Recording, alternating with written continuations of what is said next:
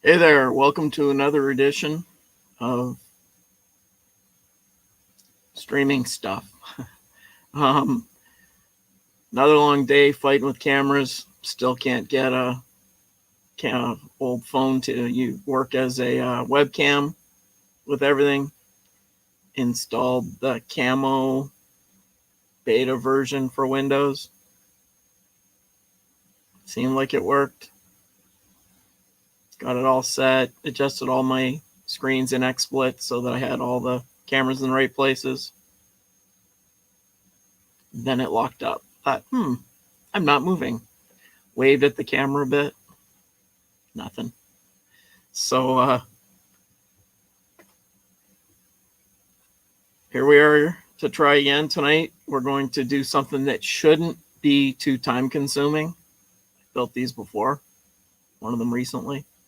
So we're going to assemble what they call a partly assembled Prusa Mini Plus. This is one of the ones that was ordered on Black Friday. Arrived here, I don't know, maybe a month ago. And today's the time to put it together and put it to good work. It's got some projects to do, so it's a good time. Hopefully it's not too late at night to be doing something. I have to follow instructions. Hey there, we got people. I've rearranged the screen. So hi there, we got Heather here. Hi there, thanks for coming. And Puerto Rican B, wow, finally caught my stream. We'll get your hopes up, pal. All right, we don't have the wide shot, so we're gonna have to use the top-down shot a lot tonight. And tomorrow I just might have to bite the bullet and order a webcam. Luckily, prices seem to have come down to semi-reasonable places now. Not quite what they were a year and a half ago, but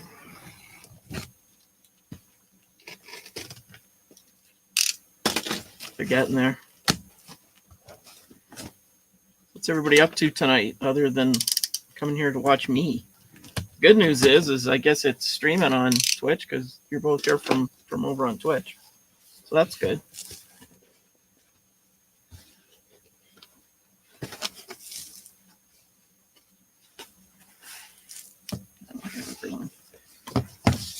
One of the things we always get is a 3D printing handbook, which and stickers.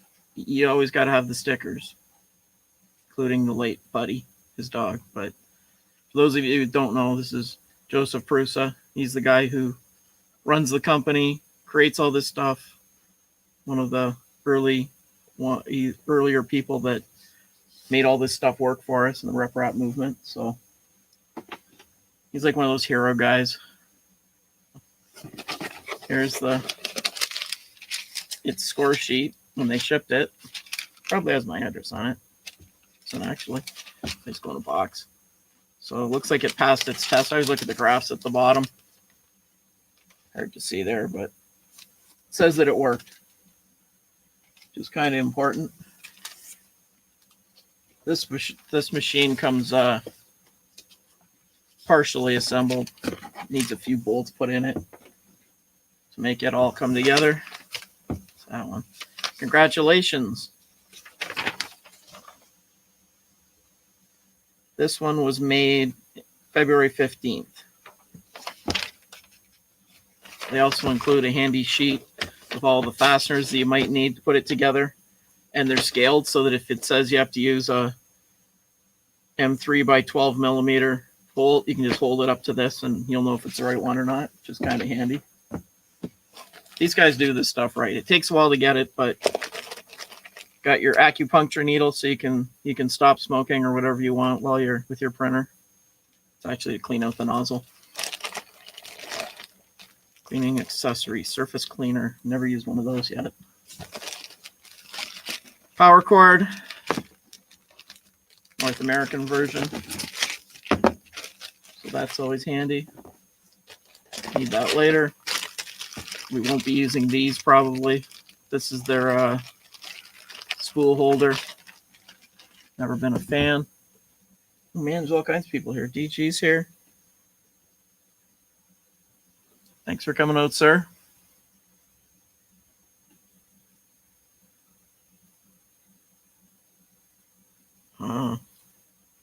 Sorry. I'm not good at advance warning on these things. All I know is I'm going to go live sometime every day for the rest of this month. That's my plan, at least, unless something really terrible happens. For those of you that aren't familiar, this is the candy of the Prusa Corporation. When we started putting this thing together, the steps tell you to eat one of these at certain times to keep your sugar levels up. I'm diabetic, so yeah, I probably shouldn't do that. I skip that step. I won't need any of that. That's all for the spool holders. I don't think I'll be doing those today. Maybe at the end, around the time. Tools, again, all the screw markings and fasteners are all at scale on here. So we will need those. Filament sensor. The way these work is if the filament runs off the spool and you don't have any more, then it will stop and wait for you to come put more in. This is just a little bit of samples to run through it to see if it works. Some of their, what do we get this time? Mystic Green and Galaxy Black, which is black with a fine sparkle in it. A little bit of lube. Lube up the rails on it.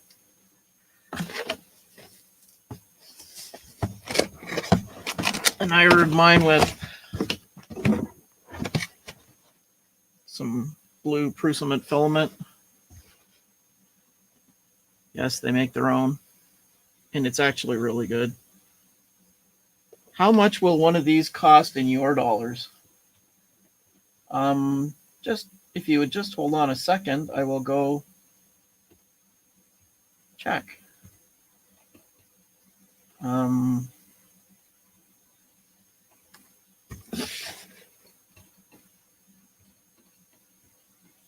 Let's get it over here. And let's go to, give me 1 second, because I can't remember. It's 300 and something.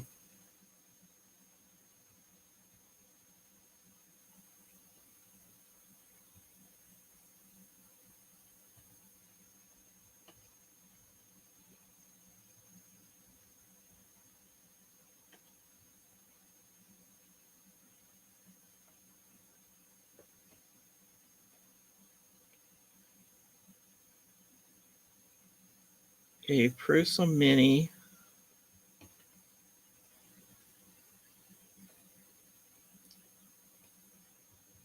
I'll click there.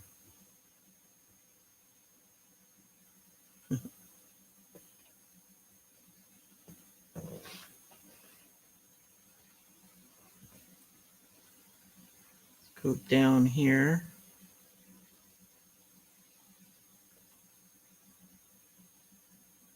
Oh, it seems like such a simple question. Well, thank you. I appreciate people tuning in to watch.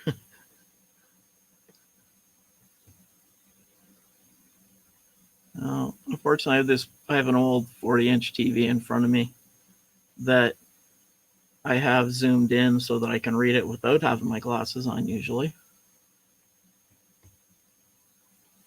It also means that in the bottom of the monitor is all gone yucky. There's a nice word. It's not the one I usually use. And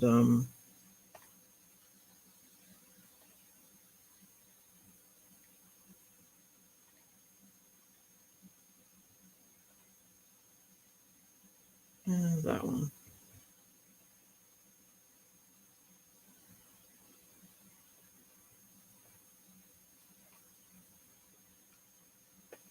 So here we are.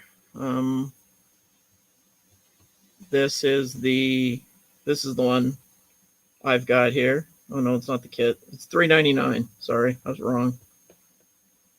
You can also get it all in pieces for $3.49. I'll pay the $50. Not have to. I've already had the fun of building theirs from scratch a couple of times. There's slightly bigger ones than this. The real downside to these, that's the base price is $3.99. Orders have a lead time of 3 to 4 weeks, and it's up to 12 weeks for the one that's just parts.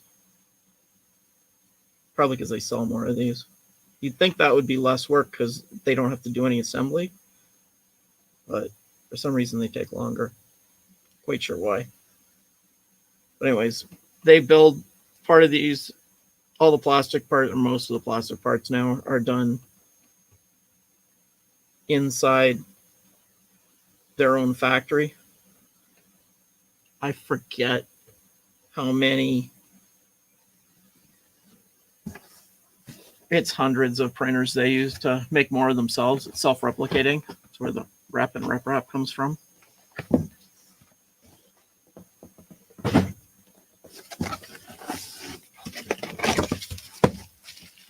These are the build plates. One smooth, one textured. Won't be using the textured one today. I use it with different materials. We'll use that one later. Oh, something else small hiding in here. Oh, that's the USB key. We'll need that. That's where the sample files are for it. Should be the display to the front of it.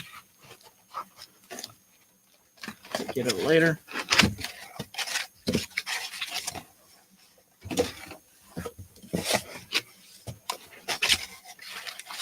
These are made in the Czech Republic in Prague.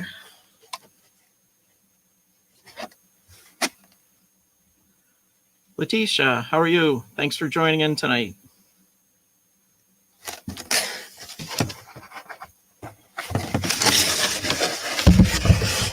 Sorry about that. Just nailed the camera. Oh, the maid will get it.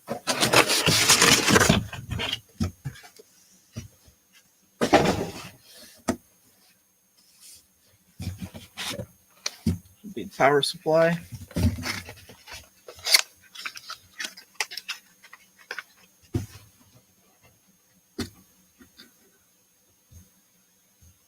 Andy's here too. Hi there, Andy. How you doing tonight? Thanks for stopping in. All right. Gotta take care of you, sir. All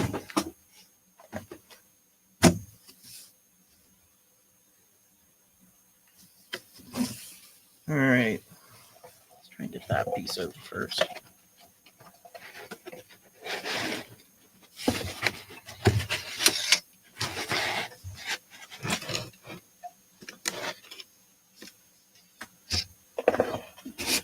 This is the main bed. Slides back and forth. Motor, pulley on both ends. And part that gets warm, hence the temperature sticker. Danger. Don't print directly on this. That's what those other plates are for. Also has, you can't have a pacemaker with one of these because it's got several magnets in it that are pretty serious to hold the steel sheet on. Oop. Let's drop that on top of an iPad. That wouldn't work.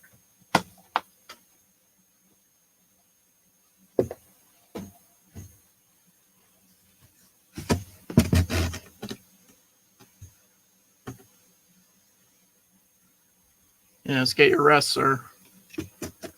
Sorry, it's a late start. I'll try and do better.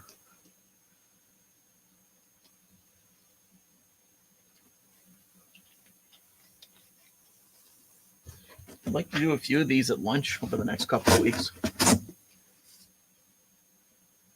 Playing something quick, like a software demo or something. Do them at lunch.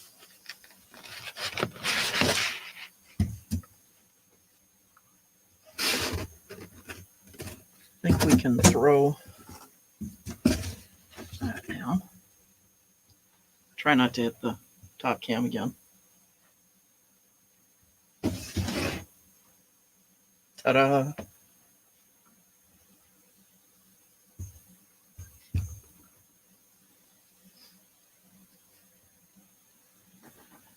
This is where the business end happens. Probably easier to show this while it's like this. Those that are not 3D printing people, which is pretty much everybody that's talking in chat at least. Basically the way this style works is the plastic filament string goes in through here. This motor pushes it through, goes through this little short white hose pipe down into, it's easier to show this when it's apart than when it's fully put together, into this little piece. When it comes down in here, it gets heated in here, comes down through the cooling section, and it gets heated right at this point, basically in the last half an inch. That's where it gets heated. Comes out that little tiny gold piece there called the nozzle. It's 0.4 millimeters in diameter on this one. And it basically squirts. Basically, the whole thing is just like a glue gun, except you tell it how to move around and when to go up and down. And it builds just like a layer when you're doing a cake. Does a layer, moves up, does another layer, moves up, does another layer. Pretty simple technology all in all. Looks really complicated, but it's really not. This one moves back and forth this way to give you your x-axis. Your y is the bed that slides back and forth when we put it together. And z is up and down. This one can print things that are about, sorry, I don't know what it is in inches. I'm not sure what it is. I think it's 180 metric. So we're at about 7 inches cubed, roughly, on this one. And if you get the $50 cheaper one, all this crap is just in little bags and you got to put it all together. It's a lot more time. It'll take you at least a day to put one of these together. I've taken this, well, earlier versions of this one apart. So several times, too many times. All right, let's start following the instructions. Move them up to the main screen here so I can see them. Turn that off, this machine. All right, building the mini, blah, blah, blah.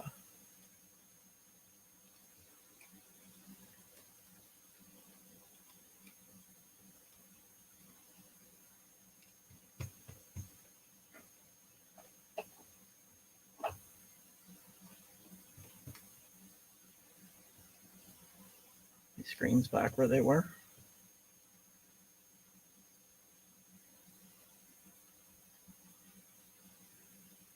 Oh, no, Andy, no. The computer takes care of all that.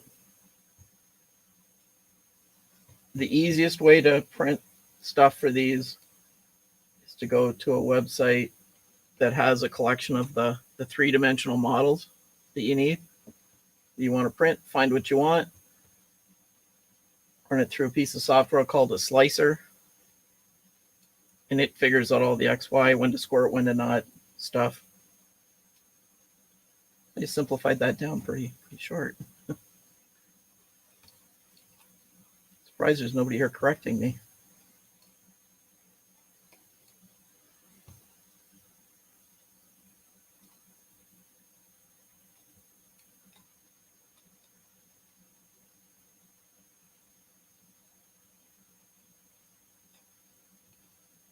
Yeah, sort of like templates. It's just maybe we'll do a video on that too. That'd be a good short one to do. How to find a good object and make it work.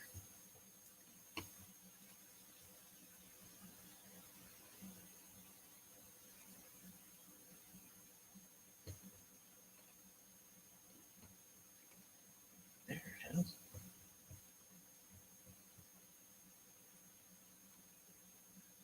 All right.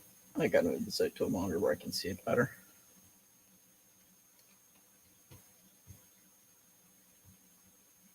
I don't have enough monitors or anything. I have to organize them a bit.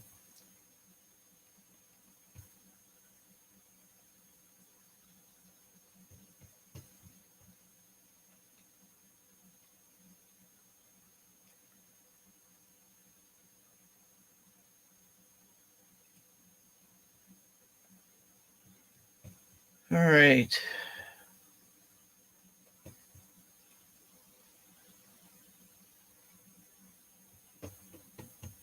New comments. There we go.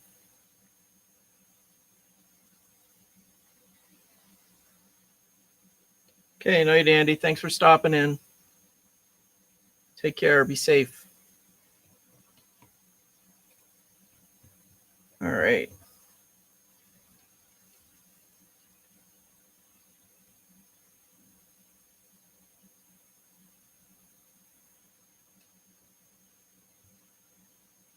Yeah.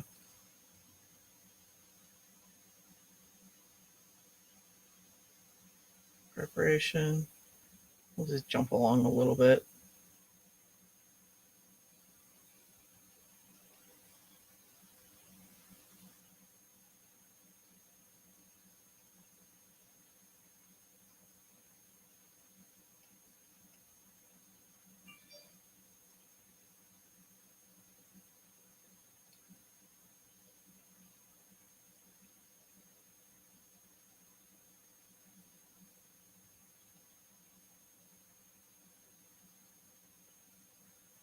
All right.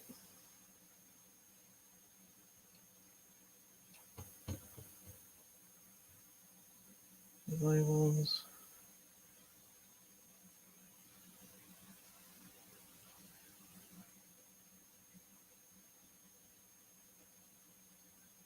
Let's go start there. Okay, we're going to need some. Gonna mess things up.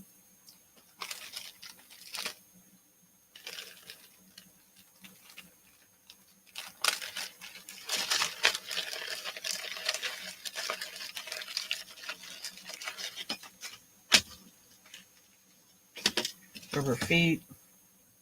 I probably won't use money of.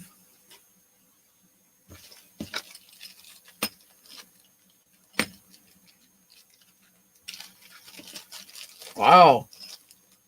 Hello there, Helena Poison. What are you doing up so late?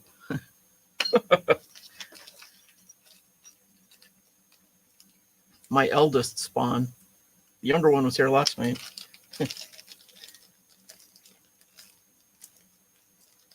This is going to print some more of your stuff later if I get it to work.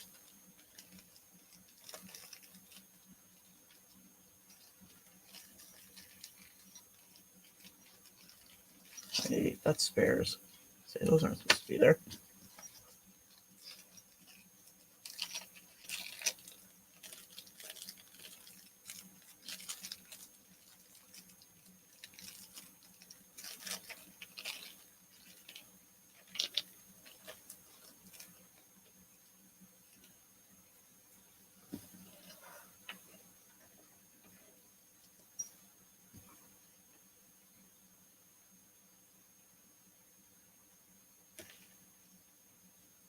Three by 40.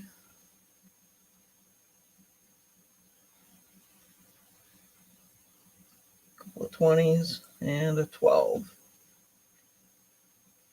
Which has nothing to do with this part.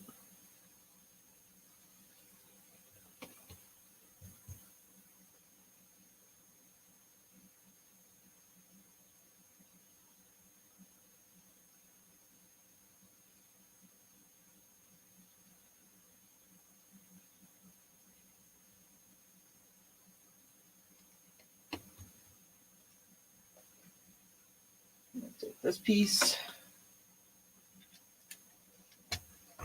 and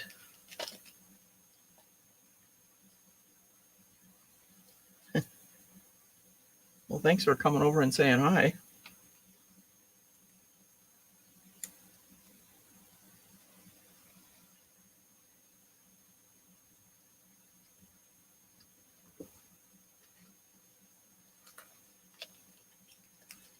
Little rubber, well, foam rubber feet.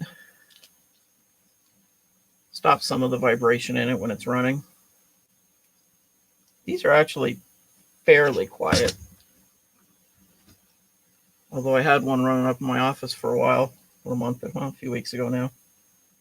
And I was told during Zoom calls and that it was kind of loud, so I moved it down here and put it in the room with all the other noisy pieces. There's two more sitting over there. If I start those up, I can't do this because the microphone picks up too much of it. They're really loud just naturally. This one's pretty quiet.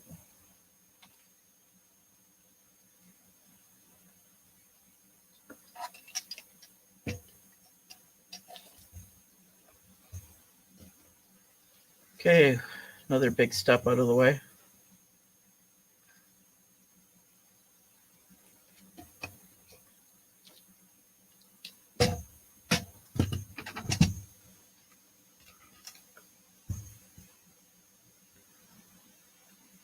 And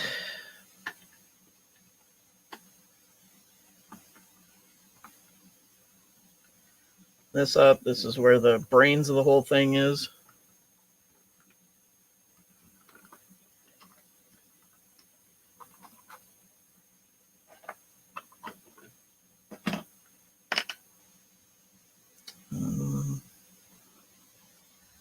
Let's just live on the edge. Let's see. Let's see it better there. That's the main logic board for the whole thing. Single board, pretty much.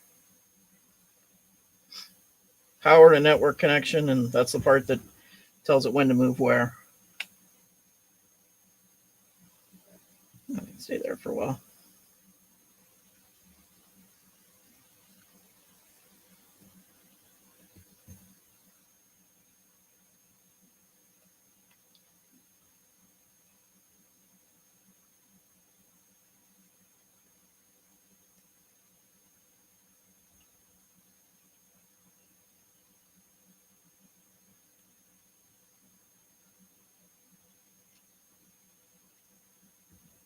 And if it falls over, it falls over. Move this one next.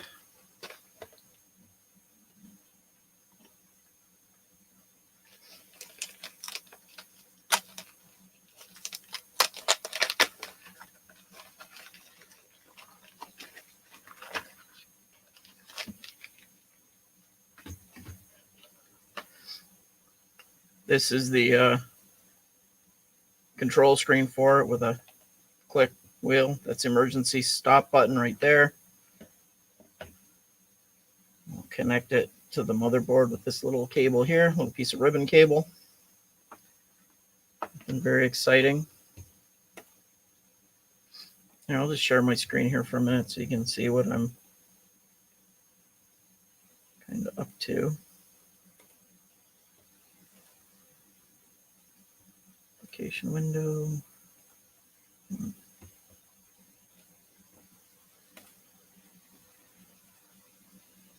Their instructions are really, really good. The book that I showed at the beginning, it's got all the same basic steps in it, except that when you print a book, they're not going to go back and reprint them 10 times. So all the manuals here now, I think most of the book now is just hints and tips and troubleshooting stuff that really doesn't change much. But that's available online as well. One of the nice things here that they do is that they do this part where if somebody notices a problem with one of the steps, they can contribute, either say, hey, this isn't quite right, you might want to change it a bit. So they listen to their users and work it back in that way. If it becomes if it's a real problem, some of them are, I read some of them last time I built one of these, and some of them are just a little bit too picky. But where it says in there, like, you can get this or this color, and they're like, well, I got the first one. It's like, okay, good for you. But so they it's nice that they do it, though. It's nice that they give people a chance to make suggestions, and I'm sure it has helped in some cases. Okay, we want the red stripe going that way, Goes in through the hole. It's up here. Tucks up here. It's a little bit tight. Goes into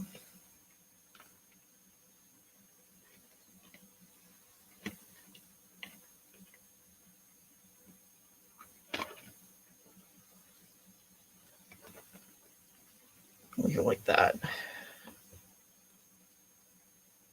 Yep, that's where I put it all right.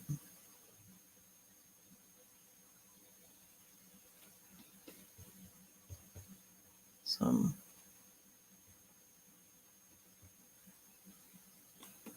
that out for now. No more questions? I bored everybody to sleep.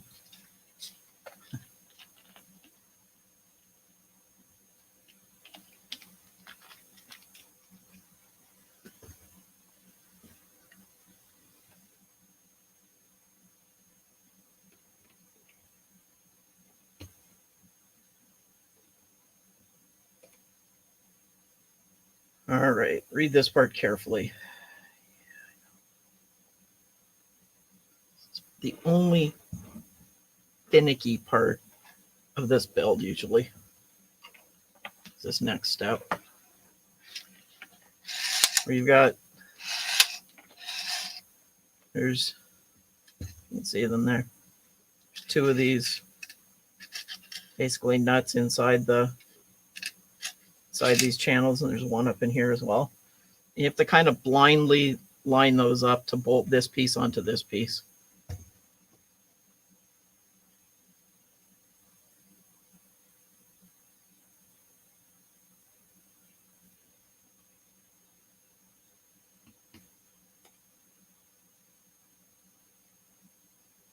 I'm reading their notes to see if it's changed since the last time I did it.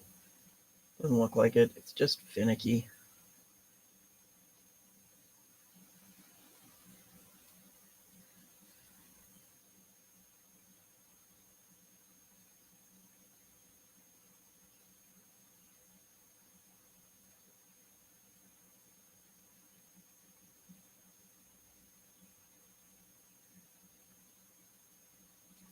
All right. Now we're supposed to go in here.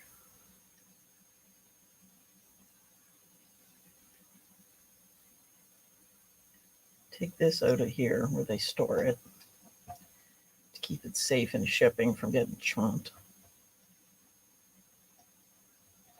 Here's one of the pain points.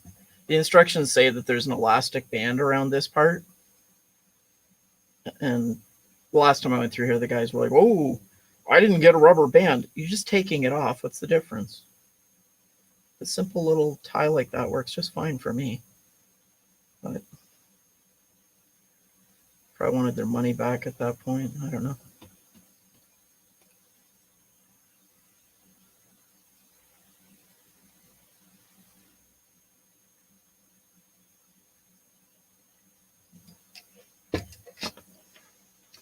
All right. Keep that all the way to the right. Main power cable out of the way for now. Knock the tools over.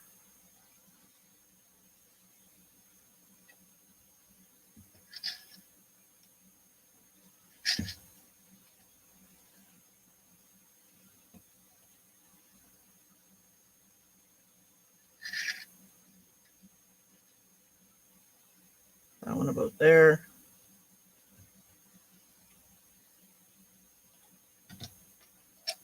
Set that one down. Like this. Run it around. Tuck it in here for now. That's what they tell us to do. Fine.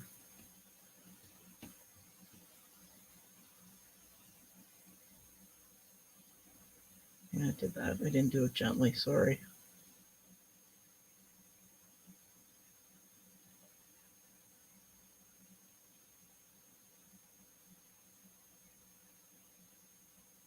Dinner time. Oh, yeah. It's earlier where you are. It's almost 11 p.m. here, so well, enjoy your dinner. Did you cook it yourself? Says no, I'm gonna be shocked.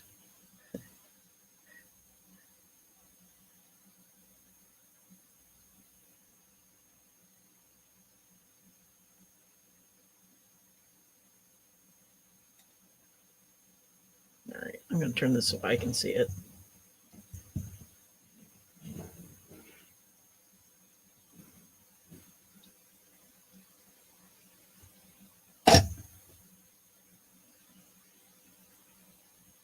I thought you were one spot over from us on time zones.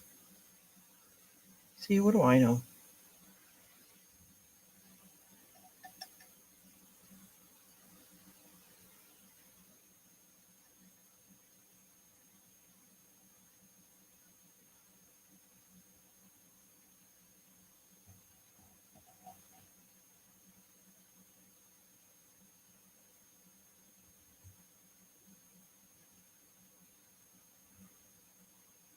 All right.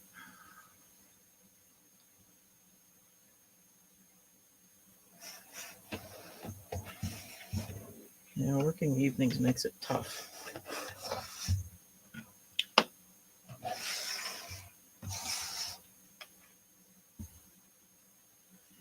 All right, so I want that one.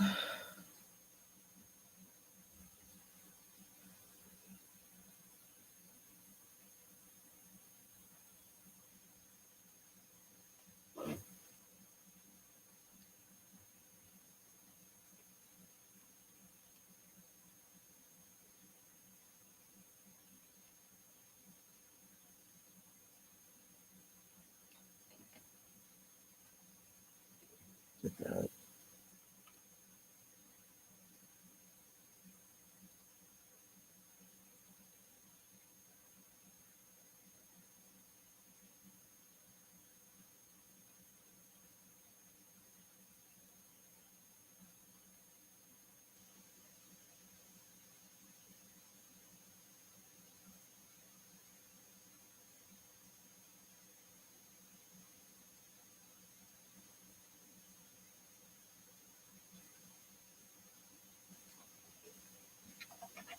Take this.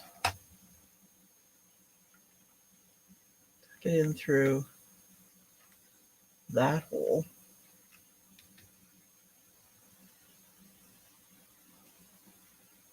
Prusa. Another millimeter would have been kind of handy right there.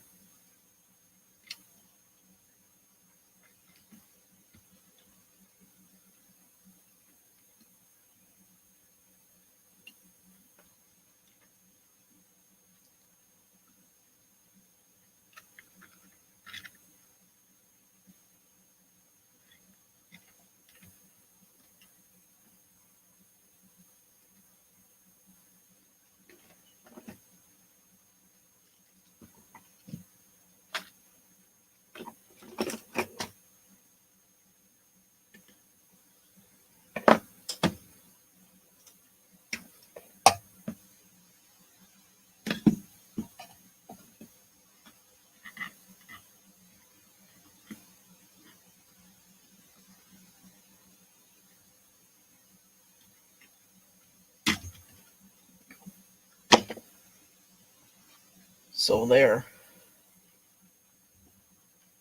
I'm not going to attach that quite yet, because I would just be asking for trouble at this point.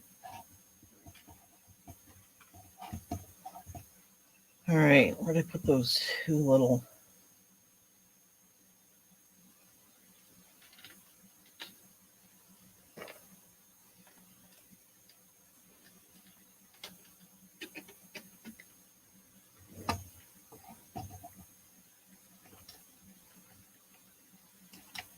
Oh, I know I forgot.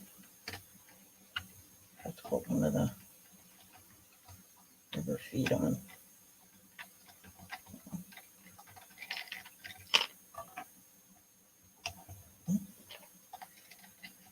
Have it sort of attached. What I forgot to do tonight was to set up the Stream Beats music in the background. Darn. Well, Do that for tomorrow. Don't want to bring all the extra features in one day.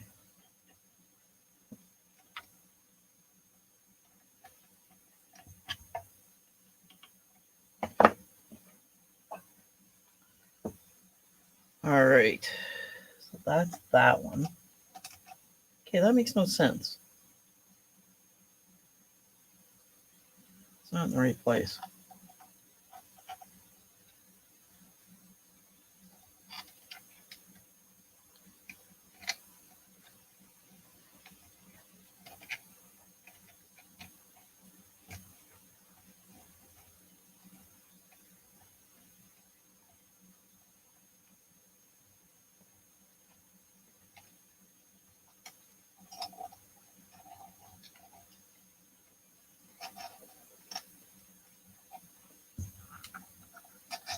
Slid these to the wrong end at some point.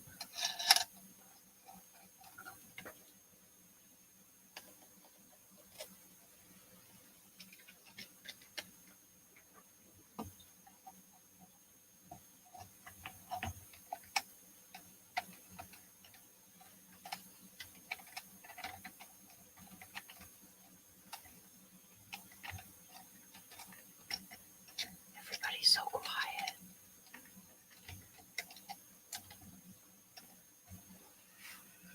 All right.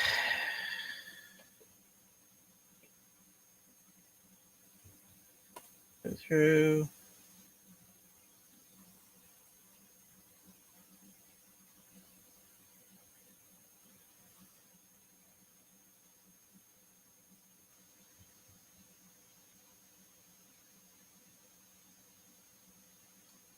Over here. Second one in, put it in with one of these.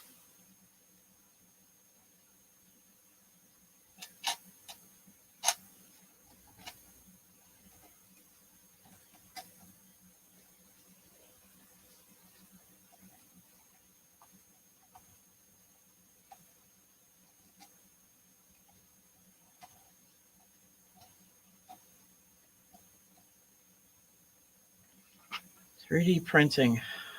5-6 years, I think. Yeah, about that. 2015. So yeah, 6th year now. Be 6 years in the summer, in June. Yeah. Our local Comic-Con is when I bought my first printer. That makes sense, right? Yeah. Yeah.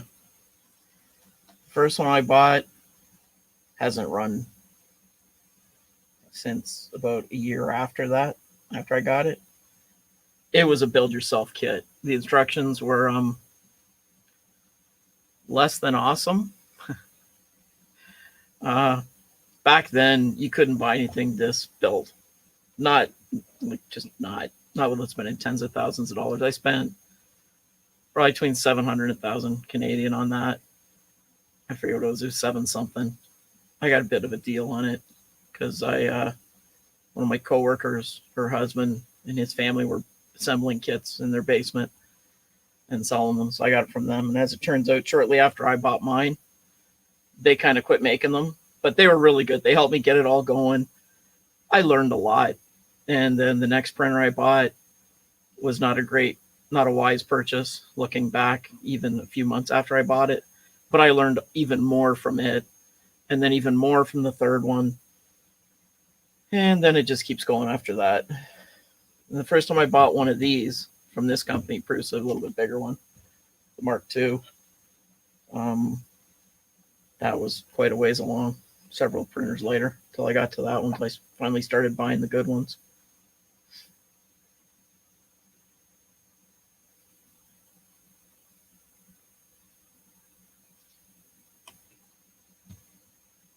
Boy, they tell you, don't tighten it. Don't tighten it. I know. I'll take that one. This is where it gets kind of silly because this is in the way at this point. We're just going to slide it so it's not in the way, and hopefully we can still see it. enough to get a screw into it.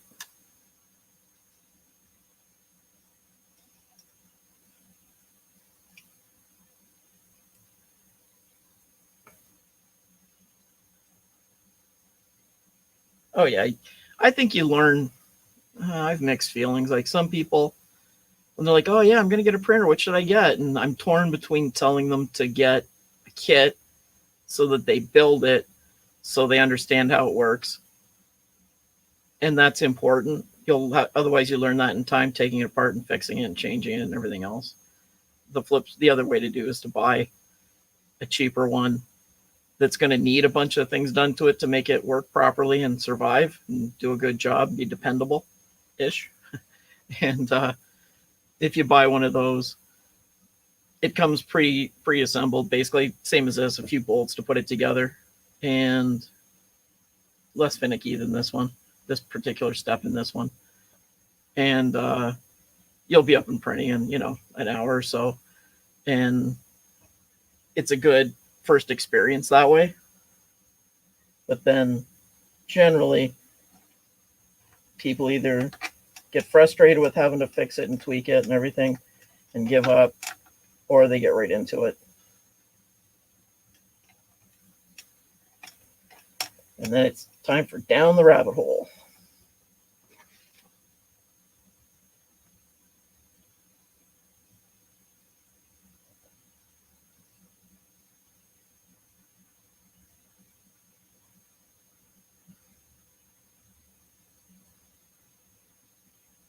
Hi there, Derek.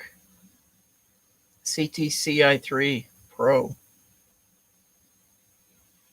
Not familiar with that model. CTC like Canadian Tire? CTC? Not familiar with those. And yeah, I really want to Google it right now.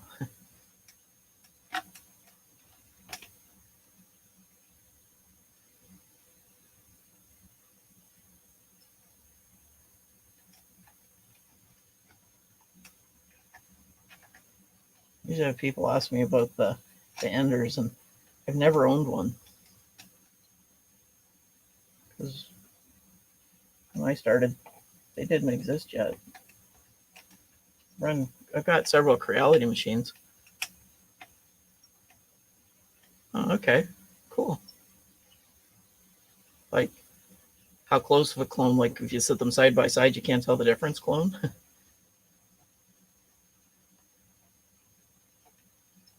Okay, from Geetech. Yeah. I've got one of theirs in a box. It'll get built in the next few weeks. Got an A10M from Geetech, however you want to say it.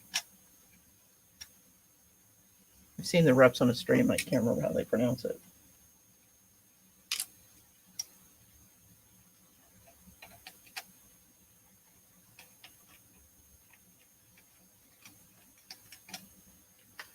So what I'm trying to do right now is blindly get this to go into that little aluminum block that's under there.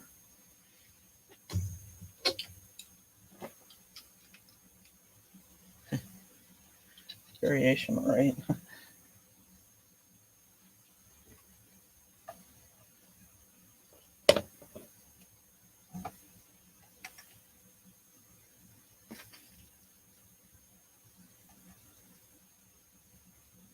Okay, so it's like a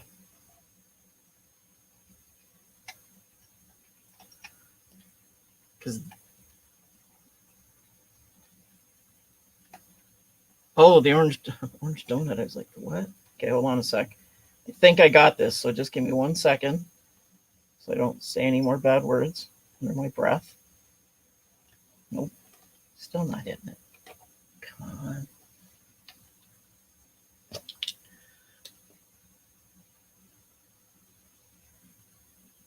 Gonna be able to touch it. That thing right there. You look on here, this here. It's basically a microscopic level camera. And that's a little tiny part that is that big. Sorry, wrong camera. It's that big in my hand. And I drop it down in there. Use it to show close-ups of bad prints where it doesn't quite print properly usually.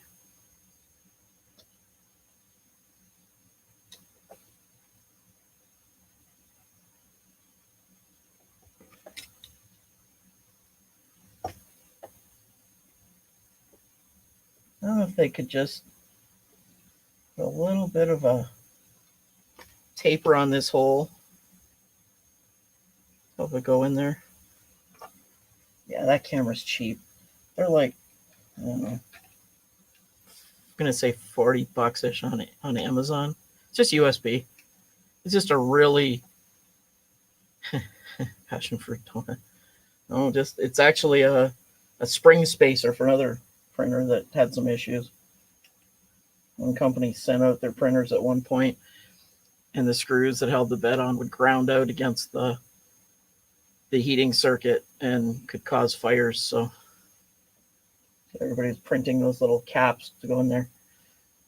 I'd like to think that I just have some left because I printed too many. That's the story I'll go with, not because I just never put them in. I know what printer it was for, and it hasn't run in well over a year. It's in the to be worked on pile. Okay, that is right there.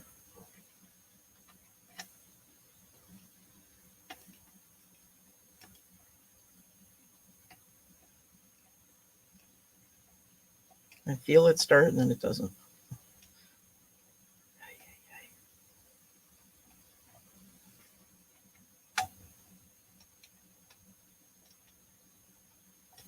Yeah, that kind of helped. If I would have put that little foot on at the beginning, maybe that would have worked better.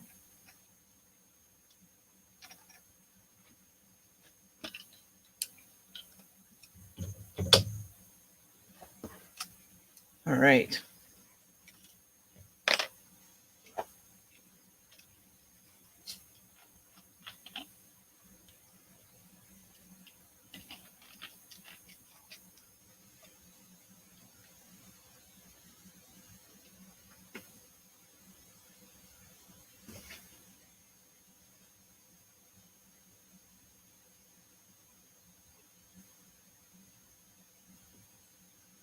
All right. We did that.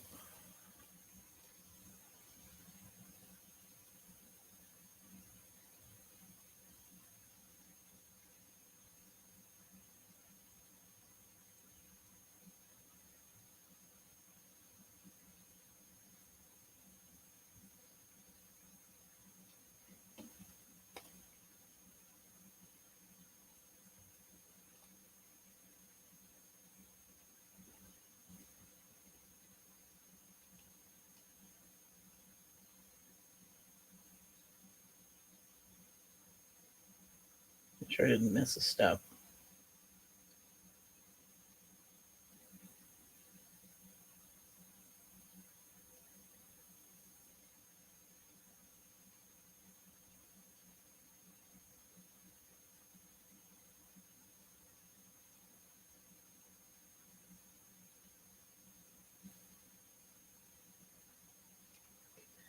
All right.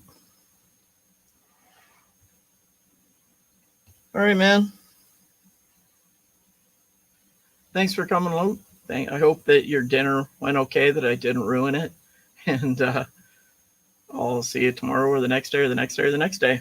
Have a good one. Thanks a lot. Hey there, Jerry. How's it going? You know what these look like.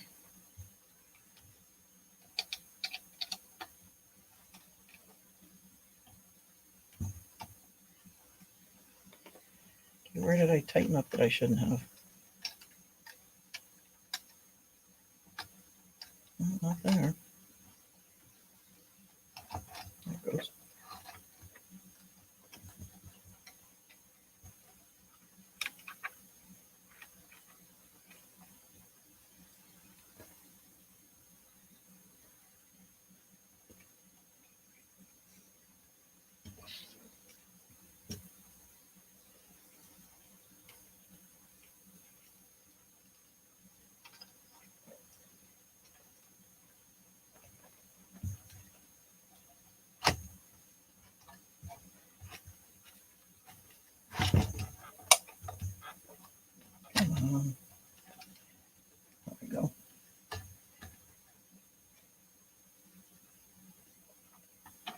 Yeah, both the right spot there.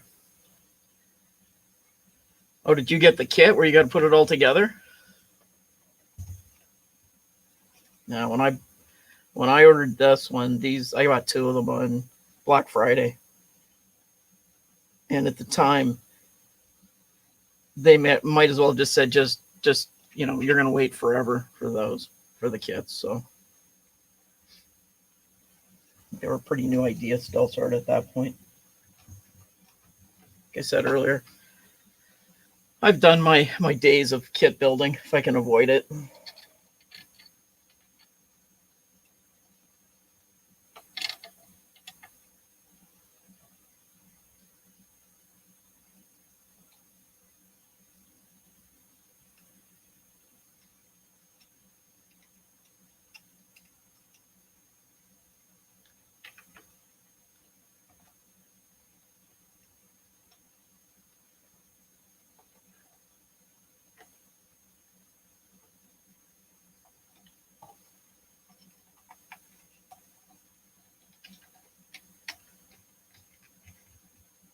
Kits will be interesting. Have we seen anybody put together a kit yet?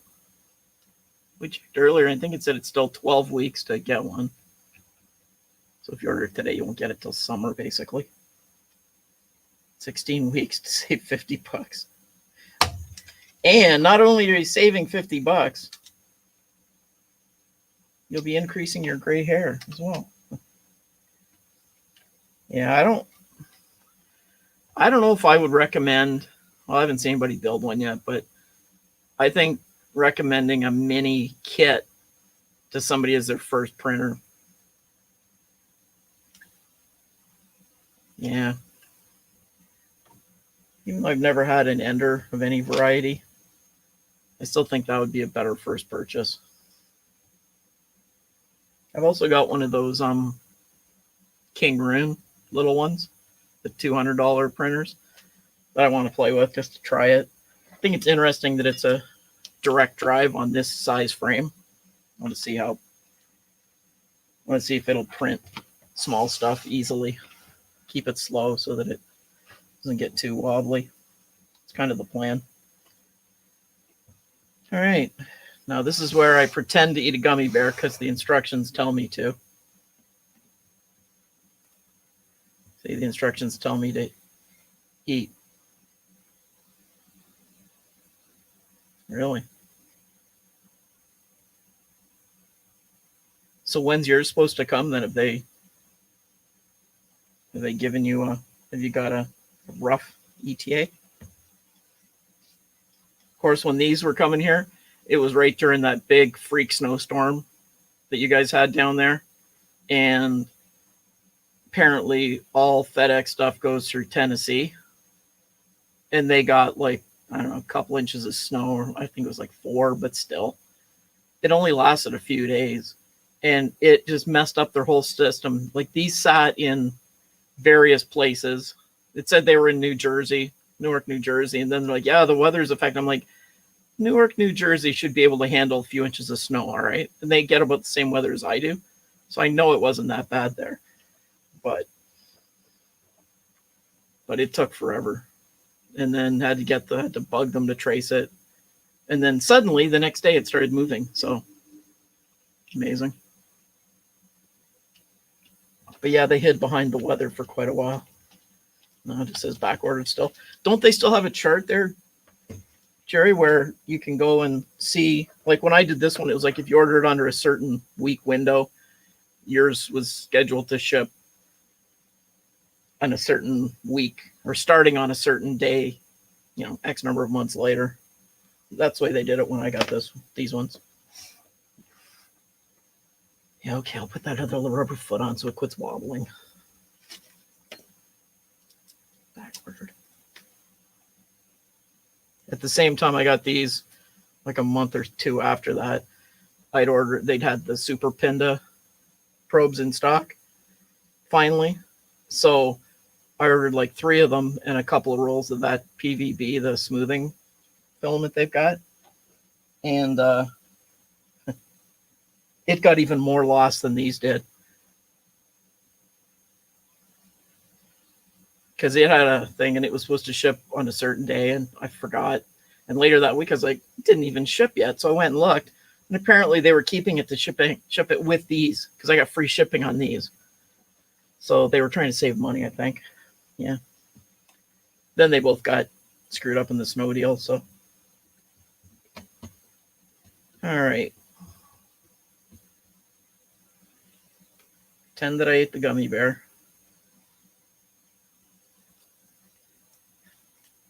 And put this on.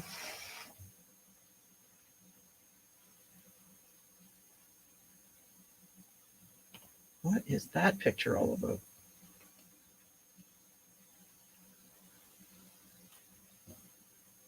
It's a whole lot. Oh, it's telling you to turn it over. All right. Put it in and put the screw in. All right.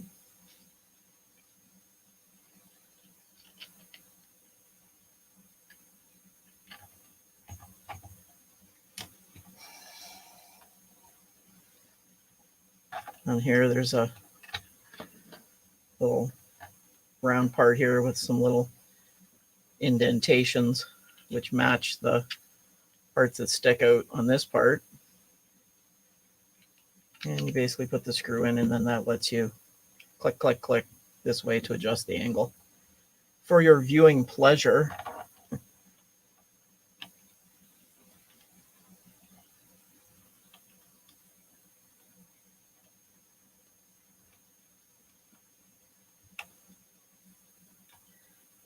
Yeah, I think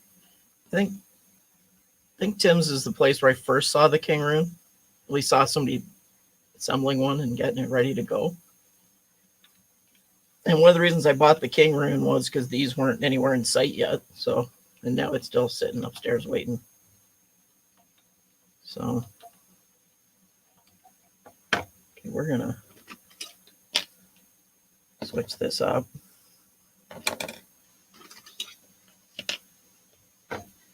Remember this being kind of a pain on the other one.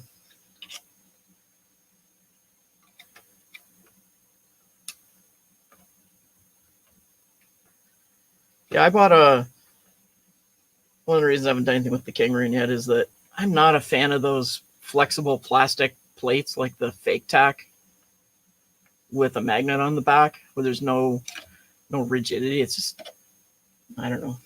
It's like a piece of fake tack that you just kind of sit there.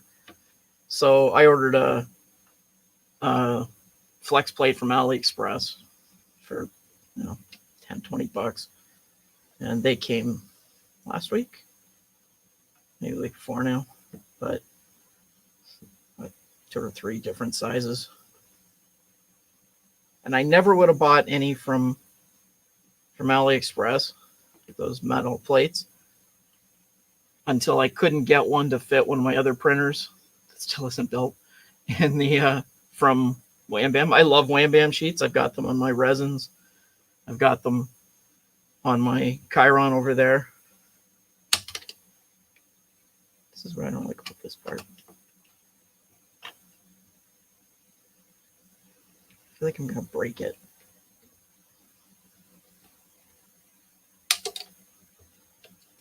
It's just me slipping out of it. There we go. Oh my gosh, Ricky Tanner. How are you doing, sir?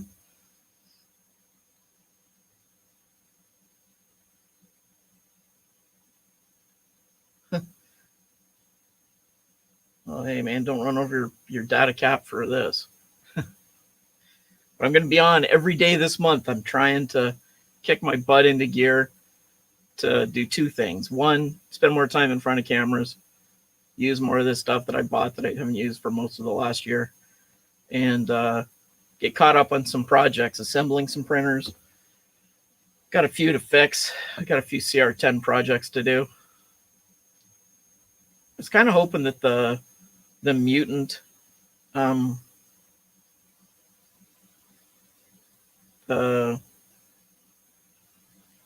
do you call it? Did you do a hangout earlier, Jerry? Sorry, I missed it. Nashville's getting back to normal. That's good. That's a good thing. So they're keeping you busy. That's good. Yeah. You got to get those Musk satellites in, buddy. I'm trying to talk my boss. Well, I'm cheap, but I talked to him about it and tipped him off to the fact that they're starting to test them. Like I got the email that I could buy into their beta program, buy the gear if I wanted to up here, but I think it still depends where you are.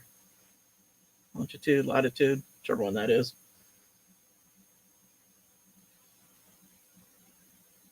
You have a show in the morning, 10 a.m. Whoa.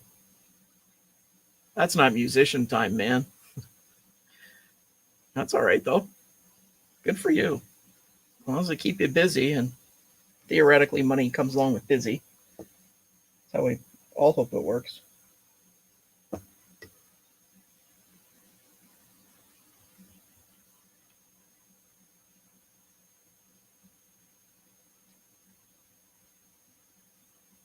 All right, now we're going to take this cable.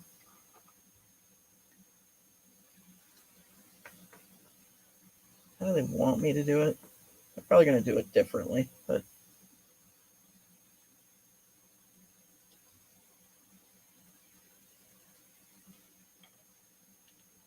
I'm going to do a different way to put that cable in, so we won't worry about it for right now. 10 a.m. to 2:15. Whoa. Then do you have to go back at night? Or is that your only show tomorrow? Is that a special Easter event?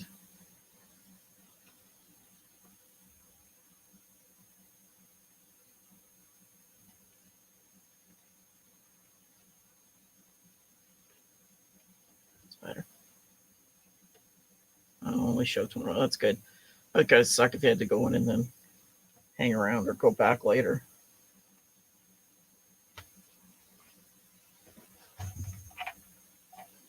All right, can we put this other one in yet? Otherwise, the bed's not going to move.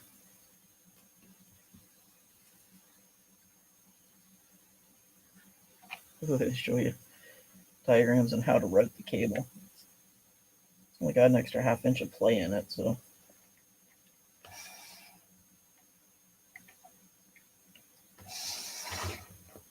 Don't do it this way. Just tuck that.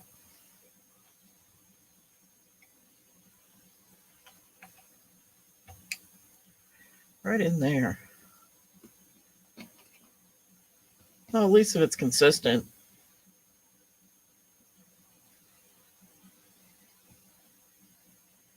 At least if it's consistent, that's a good thing. Right? Oh, I just popped up a zoomed in picture of what I already know how to do.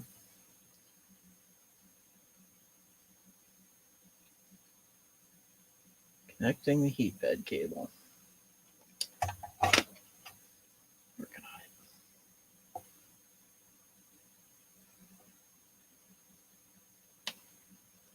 Put that away. Do we have any special instructions about routing this one? I think so. I think you just kind of plop it in, don't you? Yeah, I'll put that one in first because I'll be able to see it once I put the other one in. Do the thermistor. Controls the bed.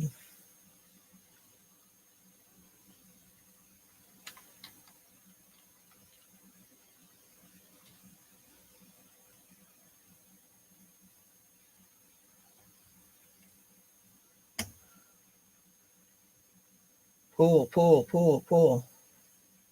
At least you're getting the pool at the right time of year. I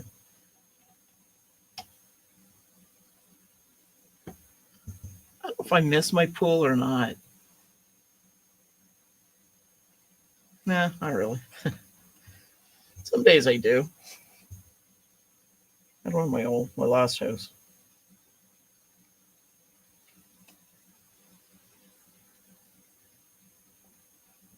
No, this is the 90% built one.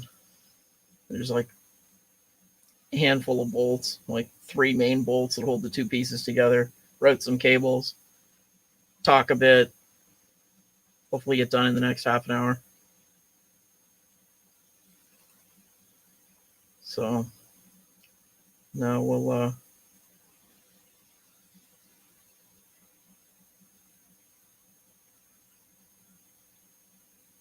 yeah. Well, that's the way it was with me too.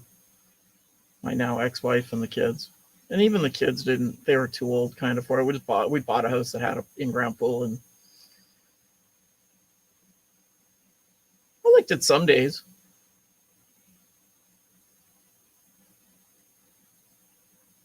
I didn't find it that expensive. The only part that I didn't like, I didn't mind the chemicals because it was easy to keep it balanced.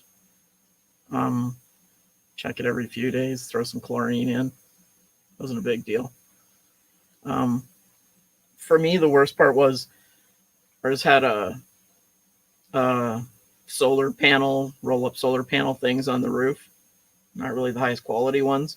And they were old when we bought the place. They were probably 15 or more years old at that point. So the fittings would all leak, and I'd have to go up there, and with one bad eye, walking on uneven, crooked roofs was, a challenge, let's say. I never fell off, so that was good. But it was just frustrating and stressful doing that every time. And then every once in a while I get a call, and one of the neighbors would be, "Hey, there's a fountain going into my backyard," because it would have sprung a leak and it would shoot over into the neighbor's yard. And I'd have to head home. So shut off the pump, rewrote it. but it was nice. And then maybe a year or a year and a bit, I think we got one good season of it. We got a gas heater for it. And that was way better because it was all pretty automated. Got down to a certain temperature, the heat would come on, so it kept it nice. So, yeah, I think the pool experience up here in my climate is different than down in a warm, like down in Vegas where Jerry is, where you're fighting hot sun and evaporation. The pool's probably too hot most of the time from the sun beating down on it. So here, you had to keep it warm. Once you got it warm, it stayed pretty good most of the time. It wasn't terrible. But my goal was always to be in the pool, have it open, ready to go by my oldest son's birthday. That was the first one in the season for May 5th. So it was like, this time of year, I'd be taking the cover off and starting to vacuum it out, make sure it was getting ready to go. And with the gas heater, it would be warm already because we've had enough above freezing nights that it would have been financially viable to do so.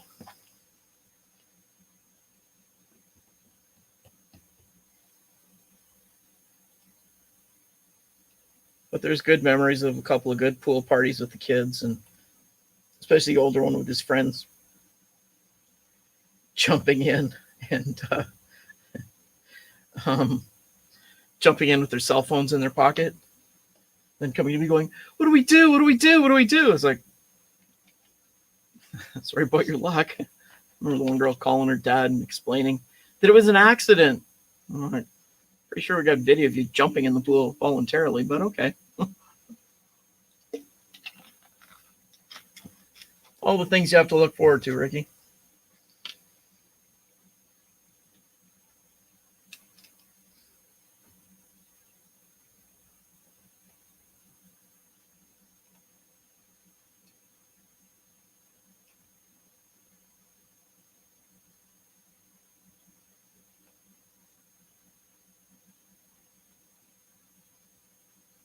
Where are we now?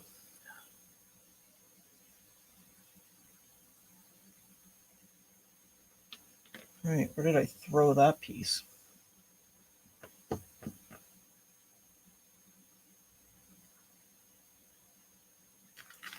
Filament sensor. There it is. Hey, Mrs. B, how are you doing? Thanks for stopping in. I haven't seen you on this side of the camera before either, I don't think. Your other half was here earlier. Probably already know that.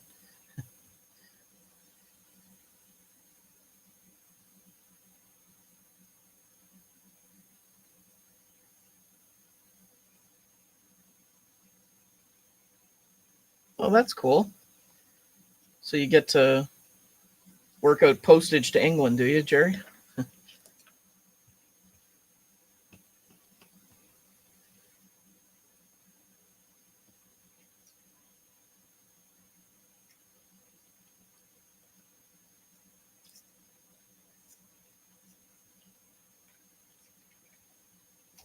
This is probably my second least favorite part of this design. Oh, you're just leaving for work. Well, have a good night. Be safe.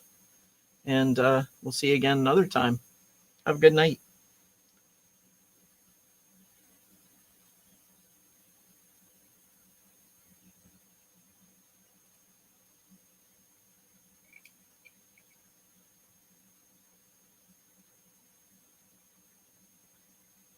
Oh, sorry. Leaving work. I should really try to read full sentences. I really should. Now, this thing has to go. Let's save myself a little bit of nightmare here. You have to push this tube down into this clamp plastic piece. It has to go in about that far. And it's Teflon too. Not the best stuff to be trying to. Hey, this one went in great. The last one I did a few weeks ago, it had a lot of bad words associated with it by the time I was done. That's the easiest I've ever done one of those.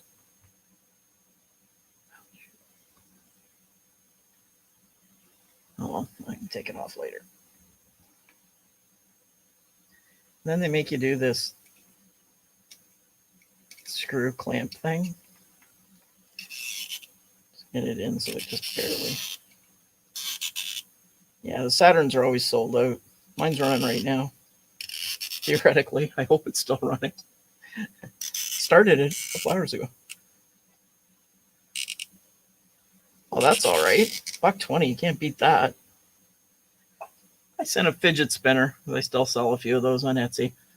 People keep buying them. I'll keep making them until I run out of bearings. It was to, I don't know, somewhere in the States. And it was 8 something to send a fidget spinner. Canadian, but still $8.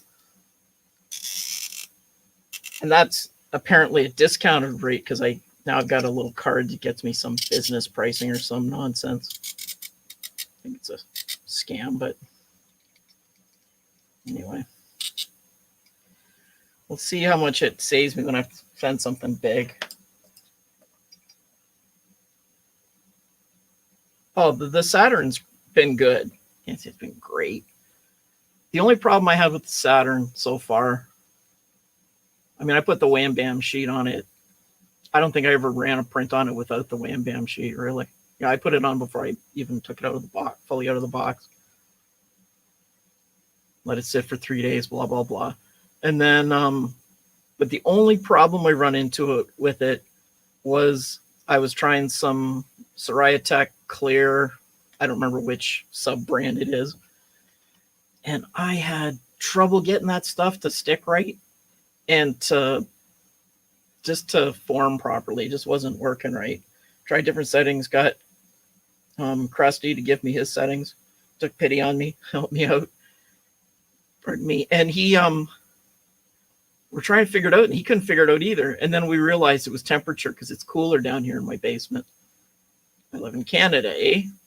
But it's not that. It's just that it's in my downstairs bathroom. I keep the door closed so it doesn't get a lot of heat. Then the heat vent's closed off because otherwise it's like a sauna in there in the winter because the furnace blows in there direct. So it's so I just adjusted that a bit so it was warmer in there, and then it printed okay. And then I've run Elegoo resin it ever since, and now it's got.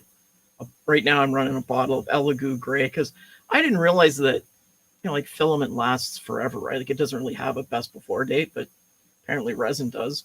Who knew? I didn't know until a few months ago. And it was so it was it's from 2019, and I cleaned out the vat, put it in, and we'll see what happens. I'm just running a test burn on it tonight. Stuff for the older son.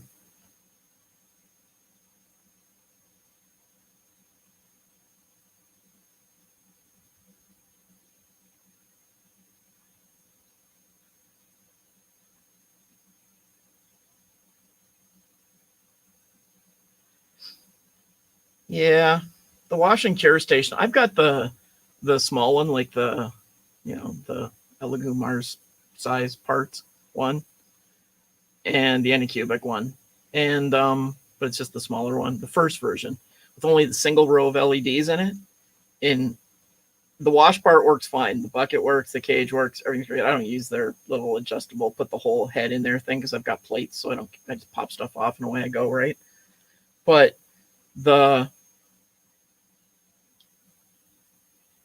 the part that doesn't impress me is the LEDs, and I see that shortly after that they changed the design and went to 2 rows of like offset LEDs to give it more coverage because a single line of light just wasn't cutting it. I can put a print in there, run for 6 minutes, and it's still tacky. Run it for 6 more minutes, it's still tacky. So I've also got, before I bought the Elegoo Wash and Cure, or sorry, Anycubic Wash and Cure, before I bought that, I'd done the small Home Depot bucket, lined it with foil tape, and had a spiral of 405 nanometer LEDs in it. So I was using that first, but turning things and everything with, I had a little turning rotation thing that was light sensitive to keep it run, blah, blah, blah. But it's back in use now because the because the other one just doesn't cure stuff enough. And originally I was just going to start using the bucket for like all the trees and stuff, the supports you pull off, just to throw them in there, cure them up, and then throw them in the garbage. Because throwing them out not cured is not smart, not good, not nice. So that was my plan, but now I'm using it for everything. So I give them the first shot usually in the Anycubic thing, just give it a first hit at curing it so it's not still, wet, and then put it into the bucket, and it seems to be working right. I've also set up it's not in sight now, but it's a bigger bucket, because I also, before I bought the other Wash and Cure, I had one of those like a lab spinning thing where you put the magnet in it and put stuff in just a small container, like a lock and lock of a certain size. But now the bigger stuff won't fit in it, so I just bought a bigger bucket, and it's going to go into the resin room, which is still in progress. May get to that this month still. Yeah, if Anycubic does a bigger one, I'll watch for the reviews and see if they actually cure, because they got to put a lot of lights in these things. Like the few LEDs they put in them don't seem to be doing it for me. Not as much as I'd like it cured anyways. The only thing I tell everybody is just, Jerry, have you done much with the water resins?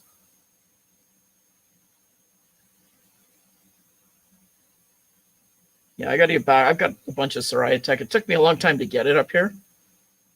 Go figure. And I used to order it from Amazon.com, and they shipped it. And the first time it came, I thought, there's no way they're going to let this stuff across the border. There's no MSDSs with it. Doesn't even identify what it is in the box. It's just a box. And it got here, and I was like, perfect. So I ordered some more, and now you can order it up here. Hey, Red Light, how you doing? Sorry, I missed you coming in. How's it going tonight, sir? Good to see you here. Thanks for stopping.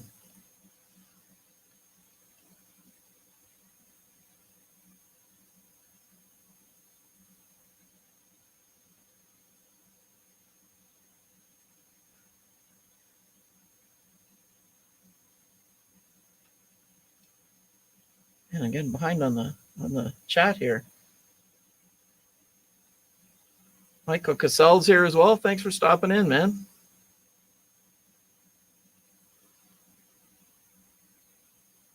Okay, cut it.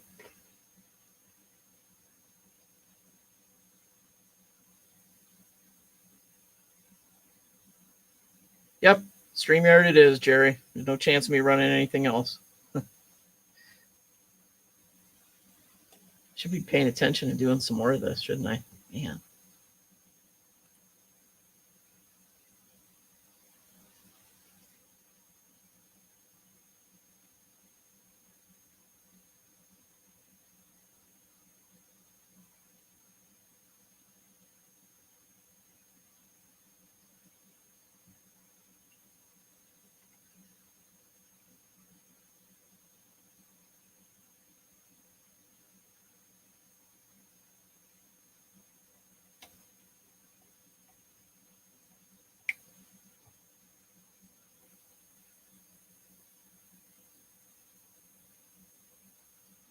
Yes, thumbs up are always appreciated. Thank you.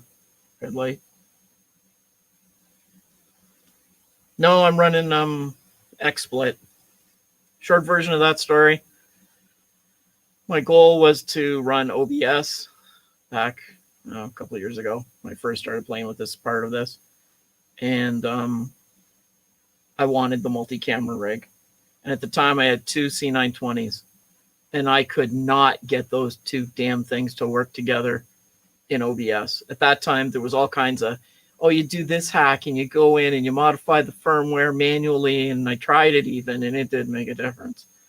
And because they're so identical that Windows couldn't tell them apart, basically. And there's no way to do it at that time anyways. And I fought with it and fought with it and fought with it. And then I stumbled upon XSplit, forget where, I don't know, and in all my research, and installed XSplit, and they all worked. Perfect. And then at the start of COVID, I gave away one of my XSplits to my eldest son, or my C920s to my oldest son. And that's part of the reason I didn't do a lot of stuff, because I gave away some of my gear to him, some to the younger son, and repurposed some around the house to set up a place so I could do like calls, Teams calls and that for work and Zoom stuff. So I was kind of short on equipment for a while. I killed one of my audio mixers. I had an old cheap one that I bought for like $10 or $20 somewhere years ago, and it crapped out. Ordered the parts to fix it, wrecked it trying to fix it, broke another piece off, threw it in the garbage, bought a new one. And just over the last couple of months, I finally started to get all the pieces together. Still short a camera, but we'll work on it soon. So yeah, I just run XSplit into StreamYard and away I go. I take the audio in through the mixer, microphone overhead here, and goes in to feed the other half.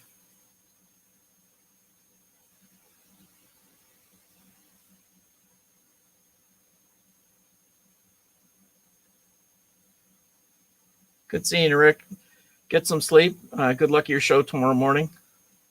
I'll be barely functional by the time you're singing, so have a good one. Thanks a lot, man.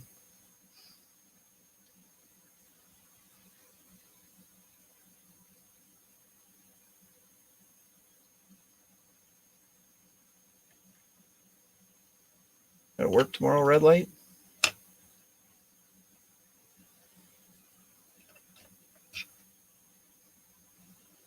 Hey, Rick.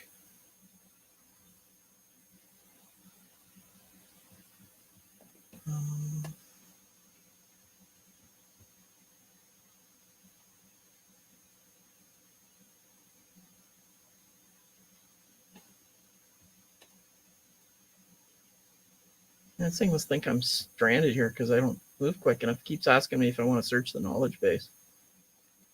Ooh.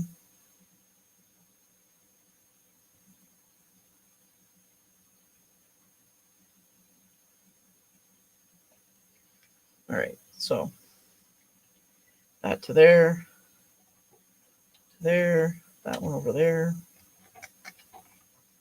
cover in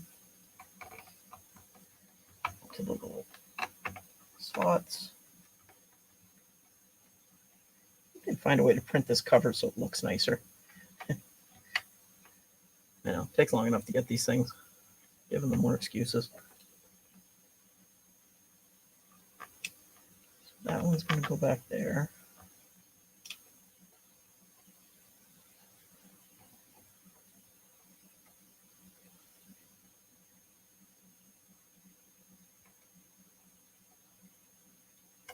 That way.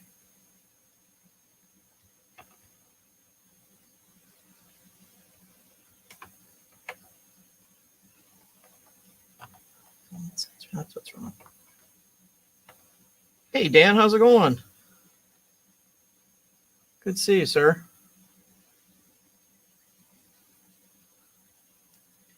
Yeah, like I said when we were talking there the other night, Jerry, my experience with Melon was earlier when it first got announced. I just couldn't foresee me having that much patience. And they're really making a big push now. I know they've been filling up my Facebook feed. But proving once again that Google and them talk to each other. But they're pushing their free, blah blah blah, but it's still pretty restricted. It is cheaper for now, while they're in a push time.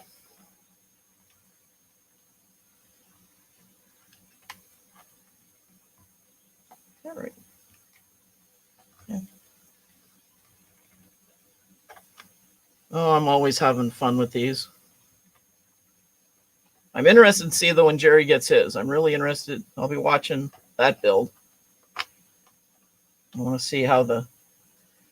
Dan, have you seen anybody build an actual kit version of one of these yet? I haven't seen anybody do one, but I could have missed it.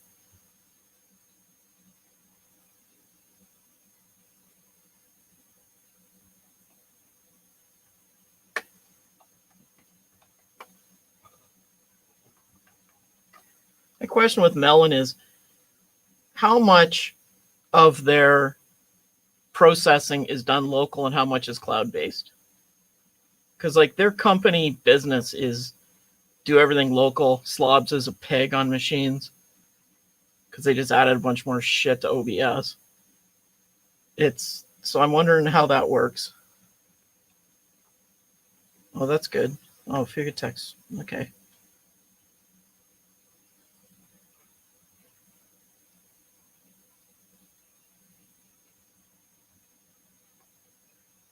Looks like I got it in the right spot. Threading into something. Yeah, I can't. I haven't seen anybody do one. I mean, it's going to be a long process because all this stuff is so tiny. It's going to take twice as long as a Mark III. You can't see what I'm hitting. The extruder is the... God knows I've had mine apart enough on my first one to the point where it's been sitting over there all last year, pretty much. Got to be almost a year since I parked it. I bought the Bondtech for it. It came in a couple weeks ago. I'm going to try that. The version 1 extruder did not like when I put flexibles through it.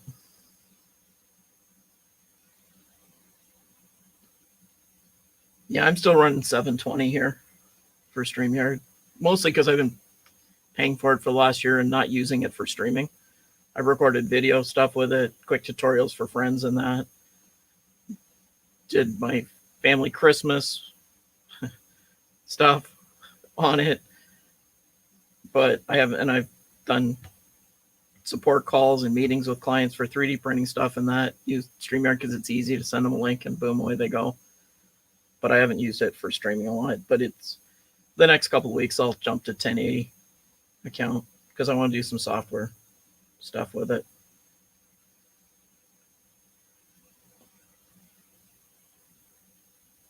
How's the picture so far tonight? This camera is just a Wise cam, so it's jumpy and slow and that, but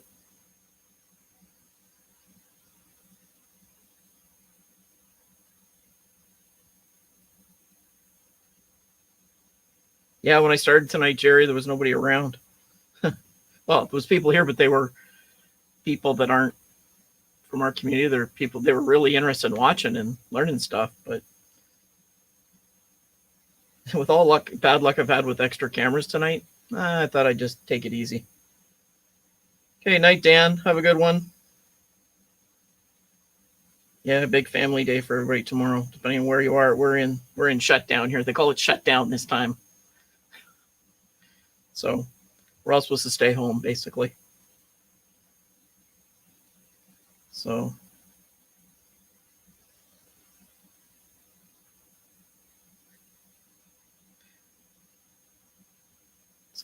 get some good sleep. Have a good day tomorrow. Be safe, Dan.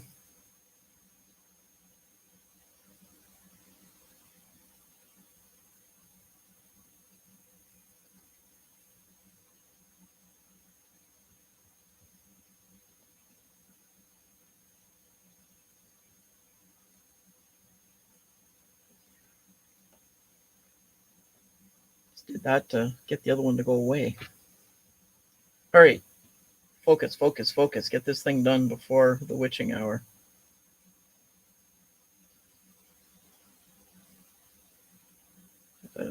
Can't eat a gummy bear. We're done like dinner. Didn't bring my we'll do without. All right. Let's go to step 12.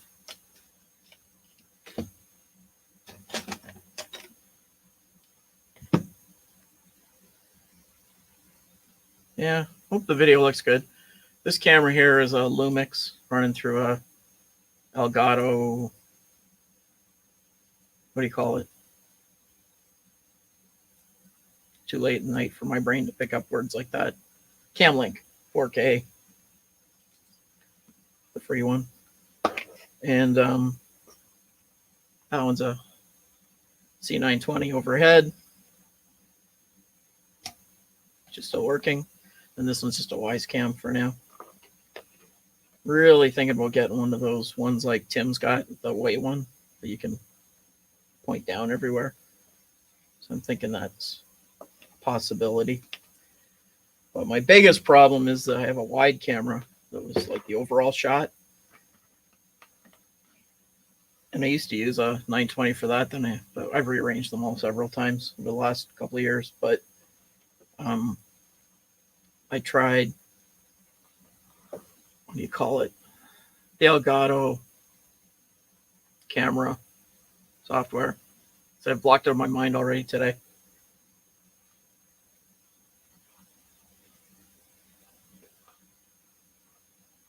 Whatever it's called. Oh, Epoch Cam. That's it. Epoch Cam.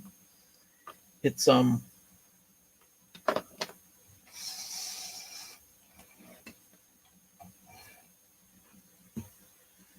Epoch Cam, and it let's just say that the Epoch Cam and I are not friends right now.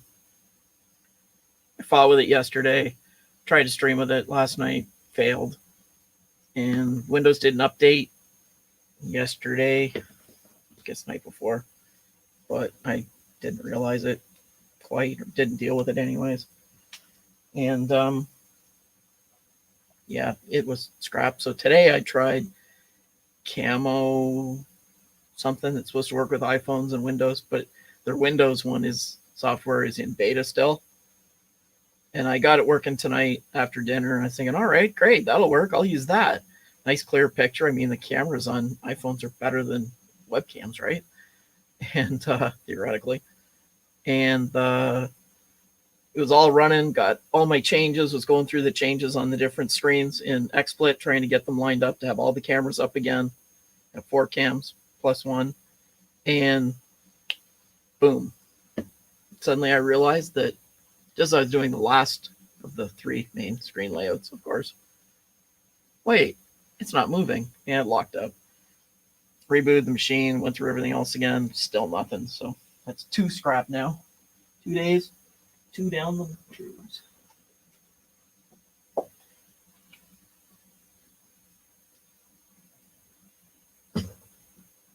There's a dangerous thing.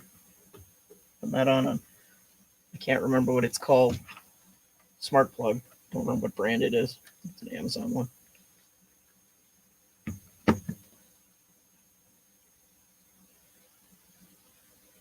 Deviled eggs. Could make some.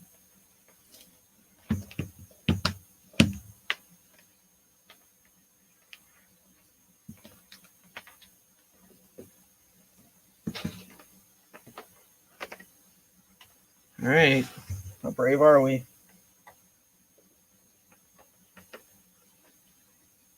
Didn't even check if the power switch was turned off before I plugged it in. All right. Don't come on the desk, Michael.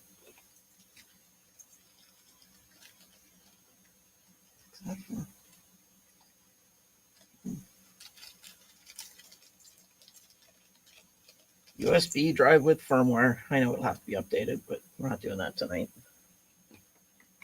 It'll run fine.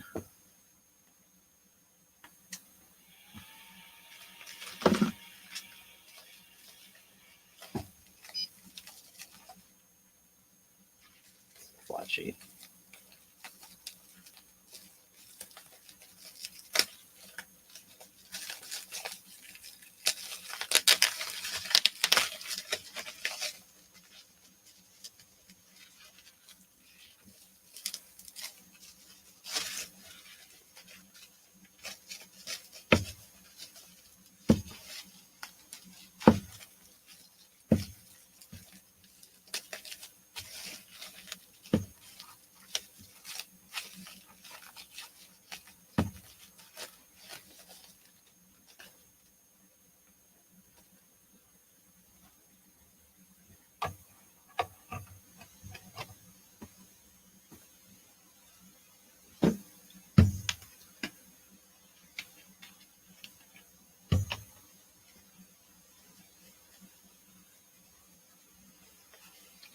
Get a new piece of towel. He says bravely, not being able to spot any from here.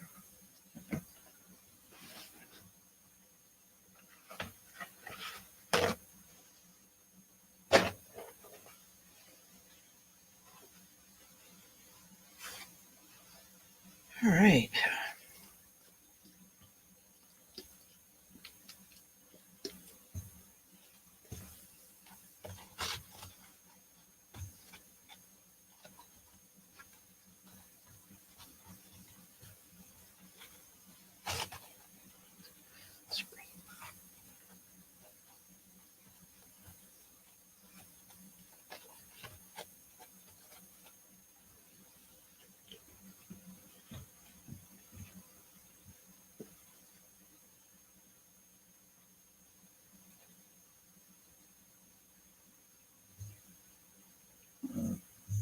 Over there. Put a wet towel. All right. English. Little picture of Joe. Welcome to the original Prusa Mini setup wizard. Would you like to continue? Yes, please.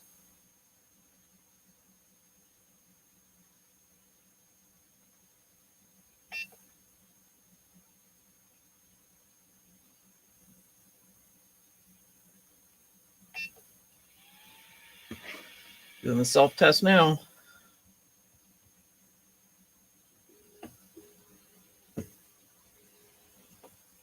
No parts fell off yet. Just confidently. I think I can finally let myself sit down for this part.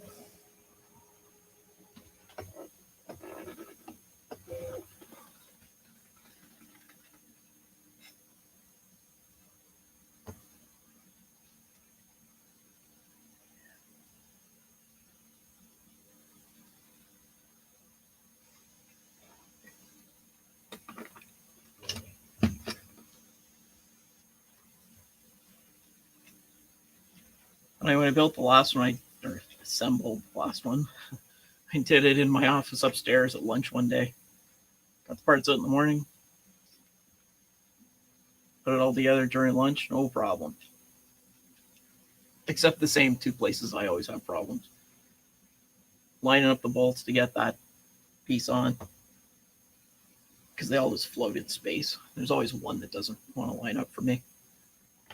And the filament sensor, which was just a real witch on the last one, this one went on fine.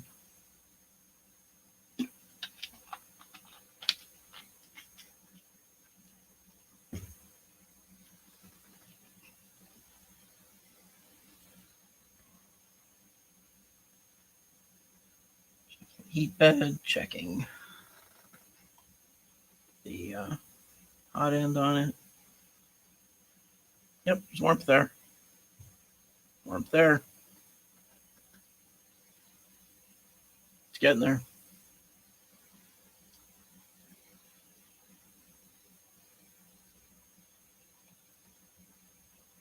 Not as exciting to get to this step when all I really did was put in 4 bolts.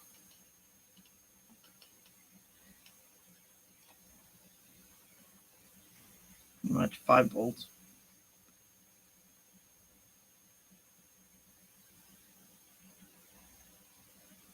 find the print for the clip to hold the ribbon cable across the bottom a bit. The only thing I usually do to these is I put on the handle, help carrying it, so you're not touching all the greasy parts when I move it around. And I put the USB extension, one that goes up here, because trying to reach back here in the darker corner of it all the time, it always seems like it's in a dark corner to me. So wherever I put them. We're done. I think Joe would be smiling in that step. Successfully. First layer calibration. This is going to be the fun part. Which one are we going to use? Okay, time for a vote. Black or green? Should we use the Mystic Green or there's a Galaxy Black for the test? I'll let you guys vote in the chat. Smells like it's warming up.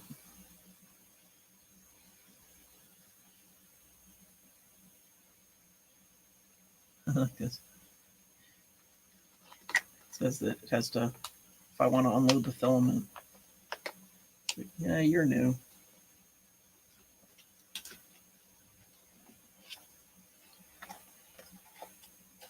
Well, green is winning so far.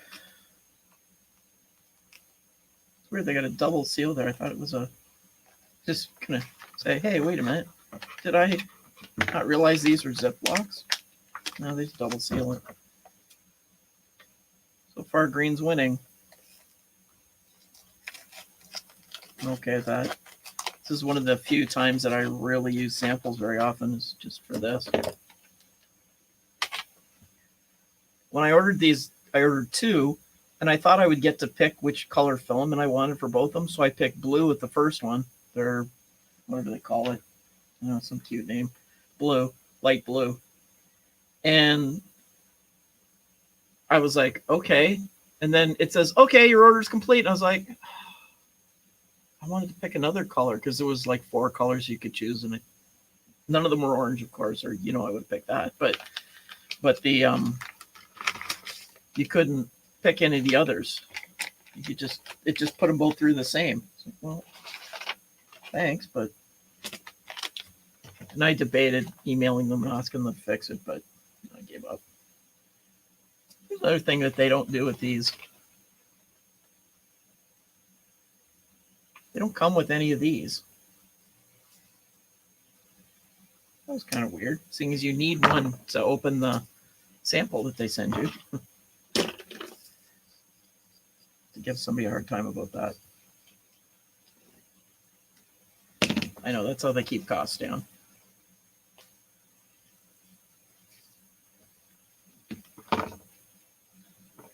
Hey, green it is. Thanks for voting. Your only prize is that you get to see it. Maybe print green on the green bed.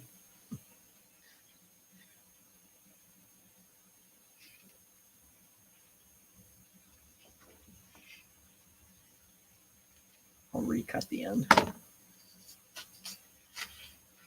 And my cool stand for this is upstairs or in the other room. Oh yeah, that sensor's working better already than the other one. I'll use these to be the. All right, that way. You can see that.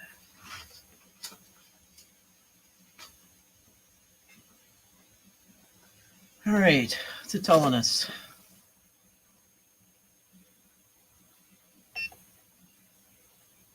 Oh, it's PLA. Don't really say.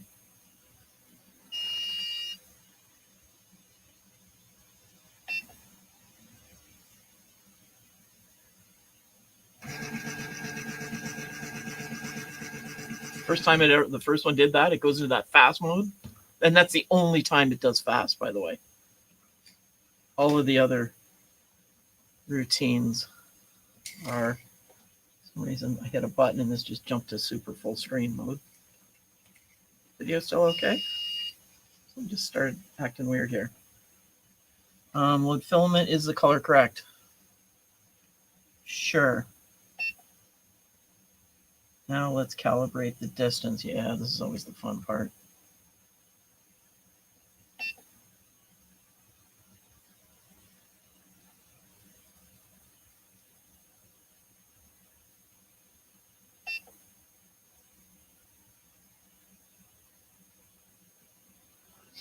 Now we're going to do the live Z adjust.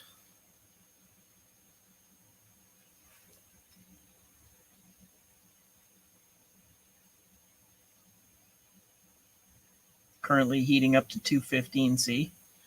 There's a question. Yeah, deviled eggs. Good in the Instant Pot, right? They actually do. It does a good job. But has anybody noticed that recently,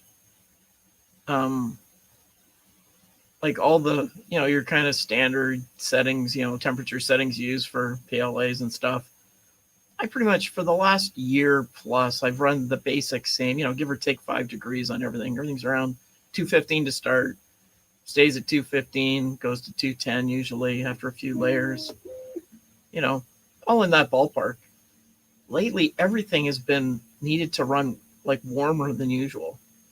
And it's all different brands of filament. For a while, I thought it was just, I got some of the Matter 3D, and it really, I need to run it really hot, like 240-ish, 230, 240.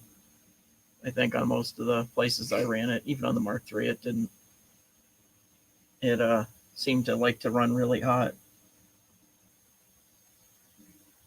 Okay, take it easy, red light. Good luck at work tomorrow. Be safe, and guess that's a good way to enjoy Easter. You can, be moving stuff around and being rough on it. Have a good one.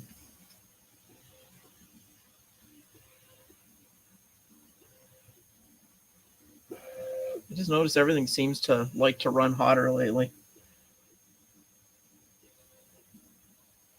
It's the other thing. I bought socks for these. For some reason, you can't buy them anywhere. There weren't any in stock anywhere. So I found somewhere in Netherlands, I think. Ordered 6 of them or something, and they came. And I was going to make my own, but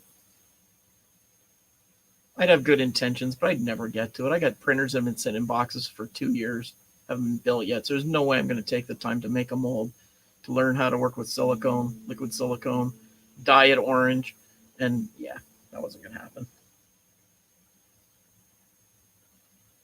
Realistically, it wasn't going to be on the list. Oh, nice. We're not even close.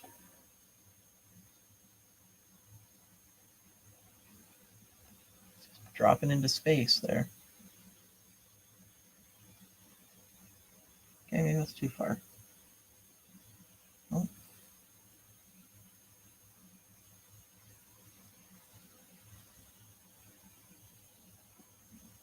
That's still way up.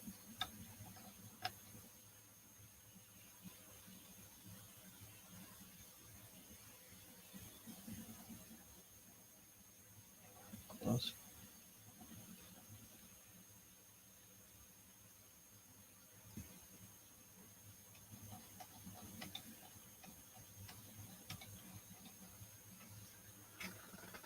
Sorry about the view.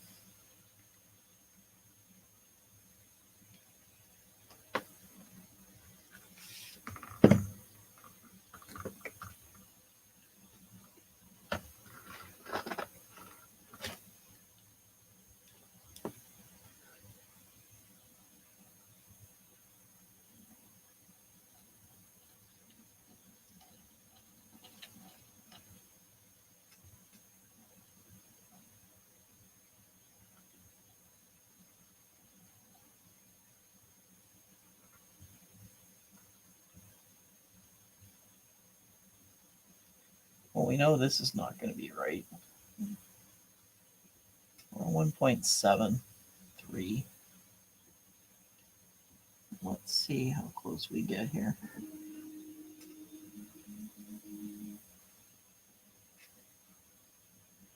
Yeah, that's getting closer. Do you want to repeat the last?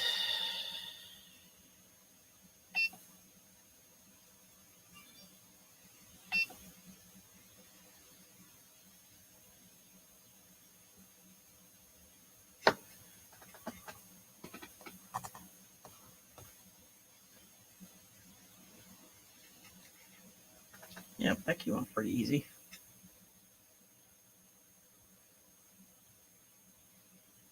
We're close with that one. Get the drunk drizzly line. Looks like a spring on the front. Sure, let's start there.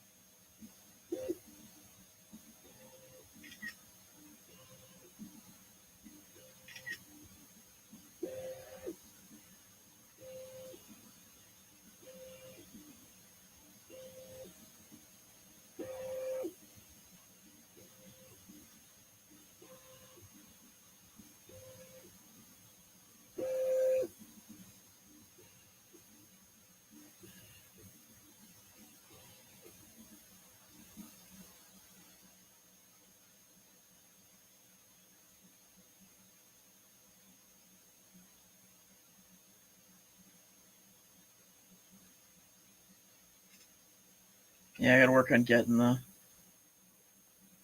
stream beats running in the background down here for tomorrow. Last time I did any streaming, I still subscribed to Spotify, and I just ran it through there on an iPad. But since I got Amazon Music, their basic one, and YouTube Music as part of their pay service, whatever they call it, Premium.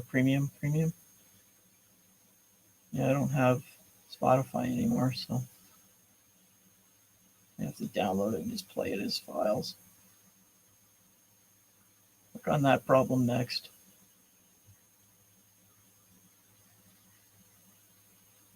Background noise sure would help when I don't talk.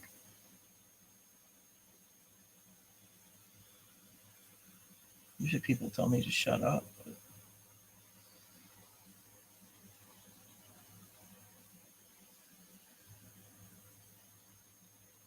But I think we're pretty close there.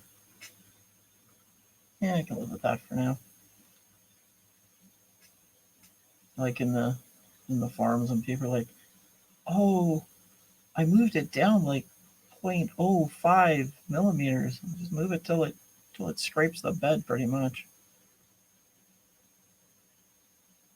I still like the paper method. Overall, it works the best to get things generally lined up. Then let the sensors take over.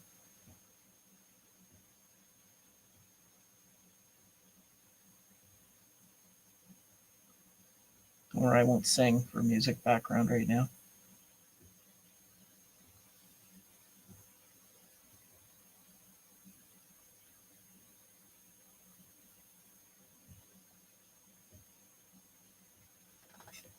All right.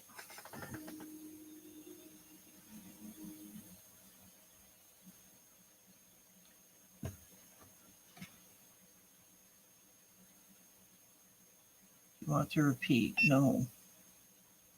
Done. Joe's still not smiling, but he's there. No, we're not doing that. Doing the nut. There isn't enough material there.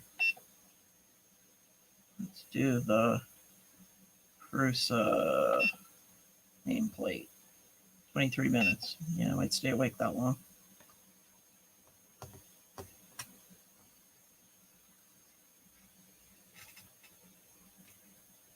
Almost. Yeah, that worked pretty good.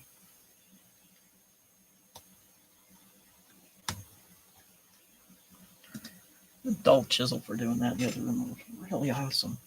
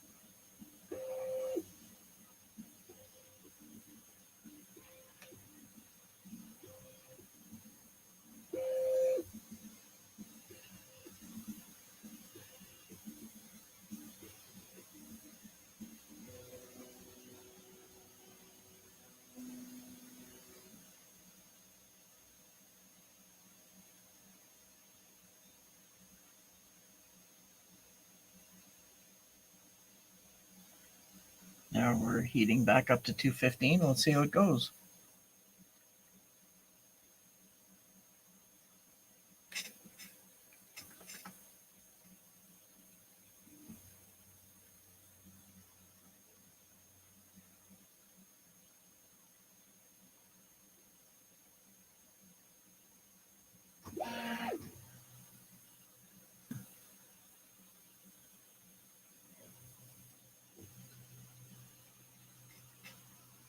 Yep, sorry.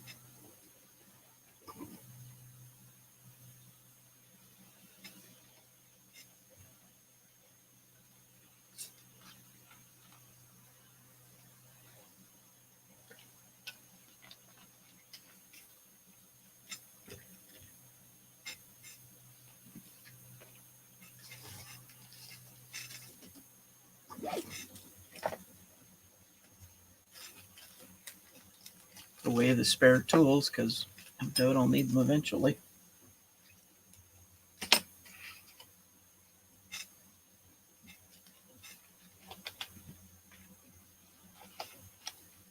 So I can put together the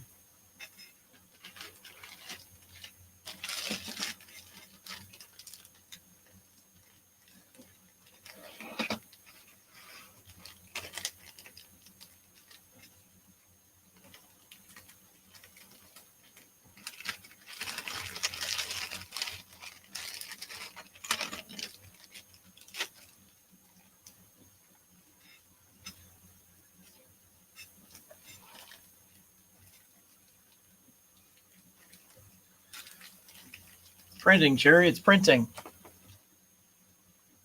I could probably go down on it a bit more, but we'll just leave it where it is. Not the best first layer, but it'll work. Probably crank it down another 0.1 or so.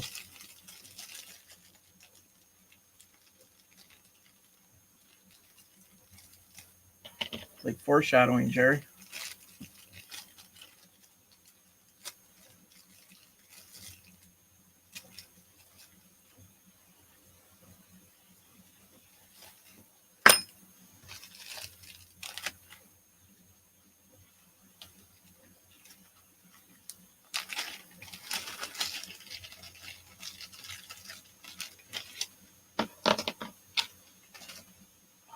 Didn't like that sound.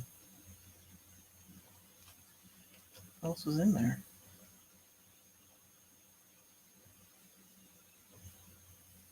Oh shoot, was there pads in there?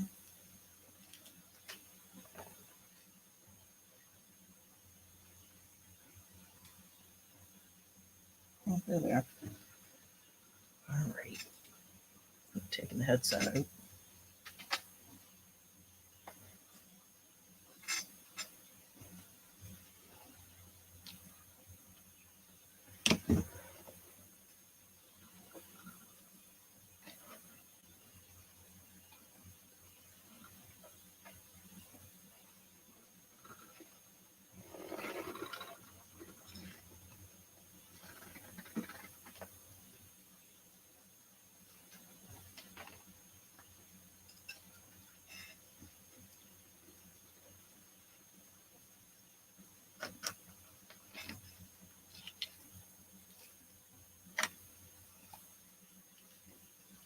Did anybody order the Wham Bam Mutant hot end swap system stuff?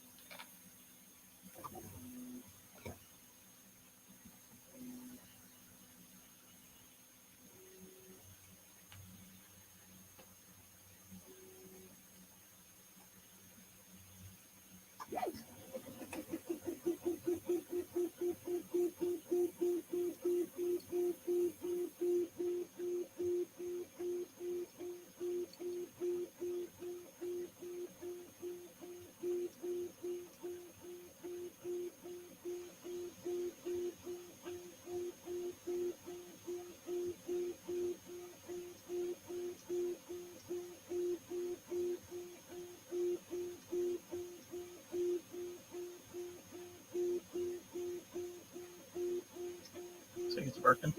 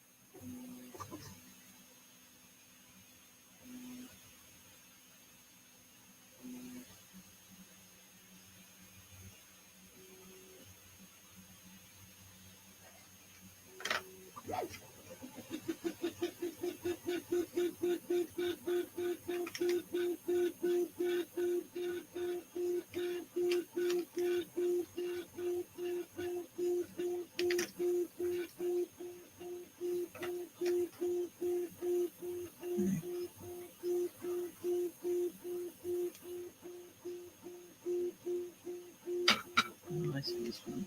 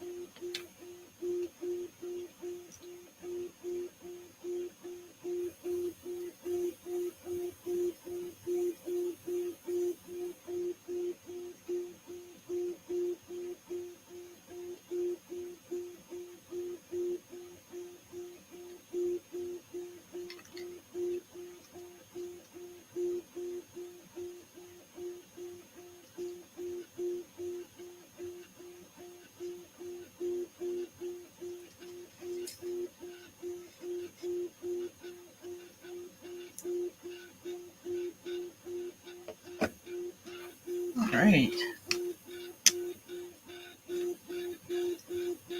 Bearings in. The other half one. The part where which ones we put in here, the longer ones or the shorter ones? It's the longer ones.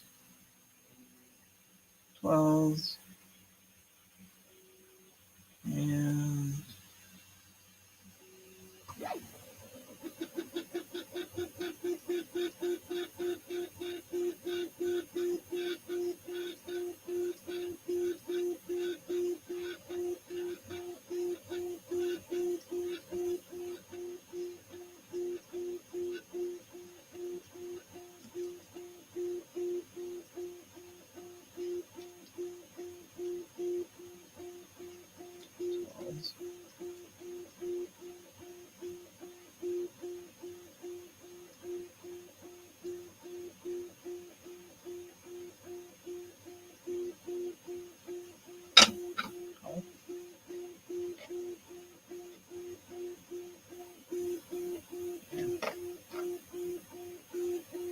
all right, those in.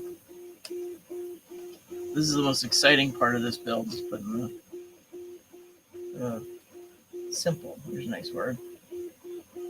Spool holders good. It's designed right. The parts are all reversible, so people can't mess up. It's pretty smart, actually, but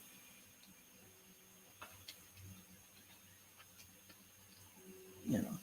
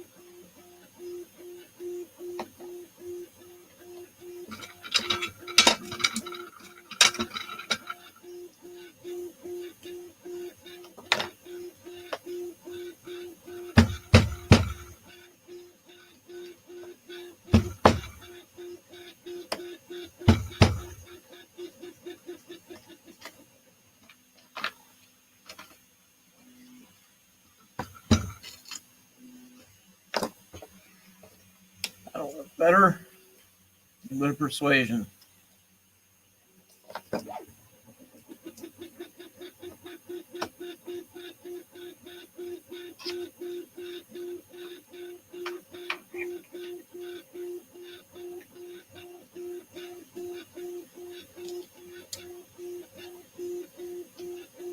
Caring's a good thing to put in there. All right, Jerry, packing it in for the night. Don't blame you. As soon as this is done, we'll be shutting her down. It's about the right amount of time for me to put these together. I probably won't use it much. I usually use different ones, but they're not bad to have around. I don't think I built one for the last one. So,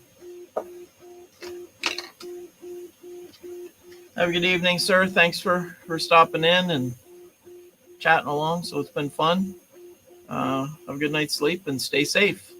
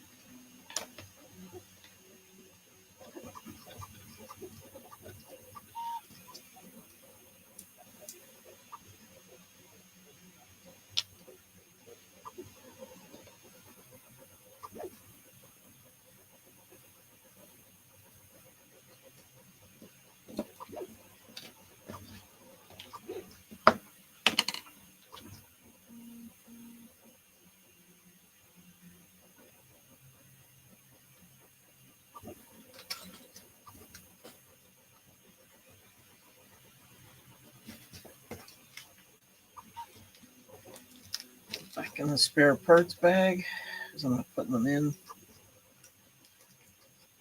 I'll be using different size spools on this. When I use it, it's usually because I've lost, or I'm one short, or something's not right, so I'm usually in a hurry. Having to go find the right size Allen key to adjust the spacing on the spool holder stand. Future me, as they say, would appreciate not having to be frustrated doing that, so we'll just skip that step and not put them in. That way, it's easier to adjust it yourself to whatever width you need. If you have to undo the screws every time, it kind of defeats it to me.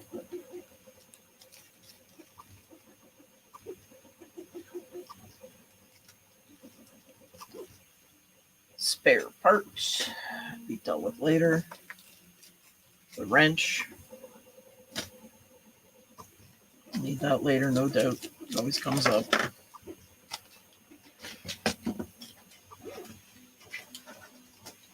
All these speed ties, and the only reason I use them is to center the little aluminum block nuts under the channels there.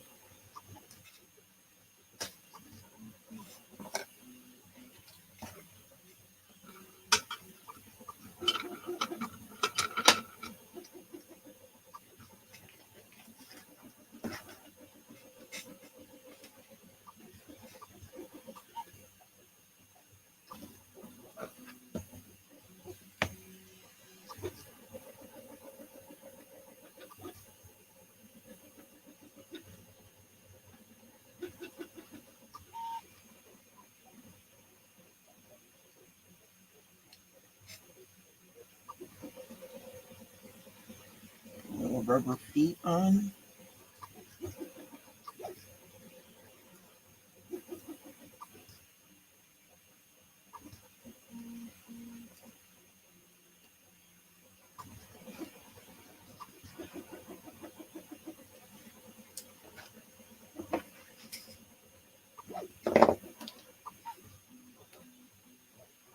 Oh, it's almost done. Better hurry up.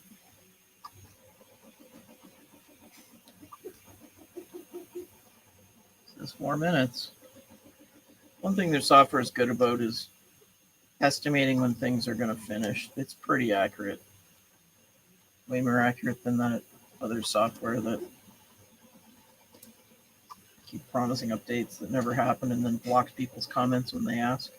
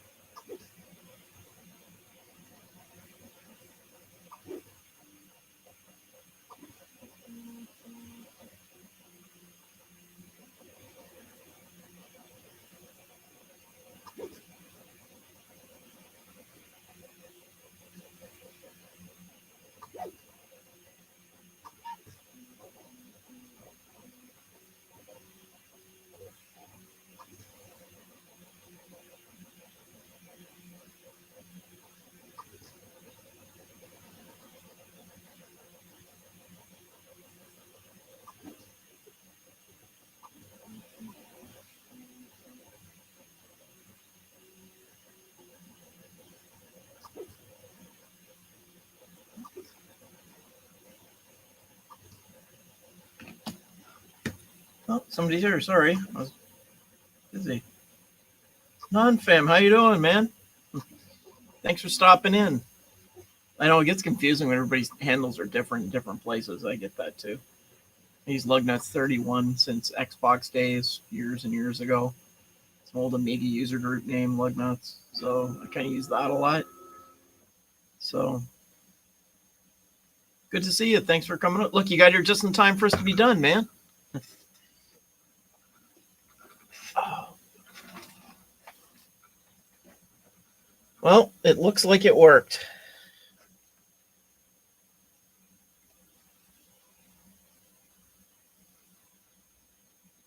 Let's take it Instagram style.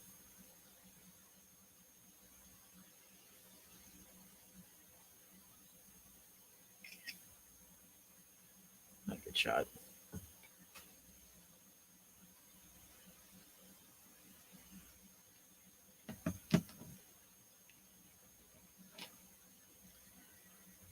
Yeah, I found it's kind of okay to have a different name in different places a bit.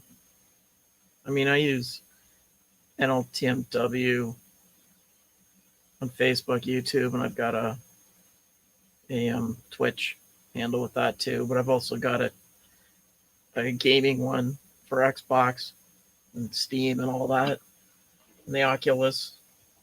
So it gets a bit confusing, but I'm not trying to make money off any of it, so I'm okay with that. So let's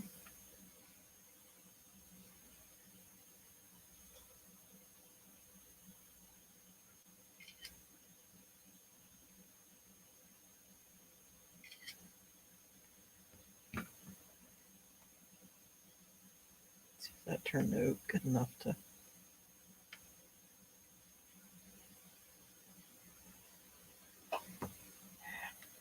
Try one more time.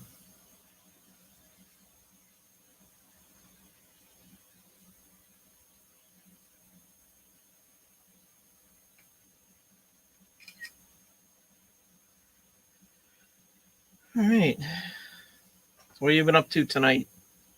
Not sure what time it is where you are. It's 1:45 a.m. here, so.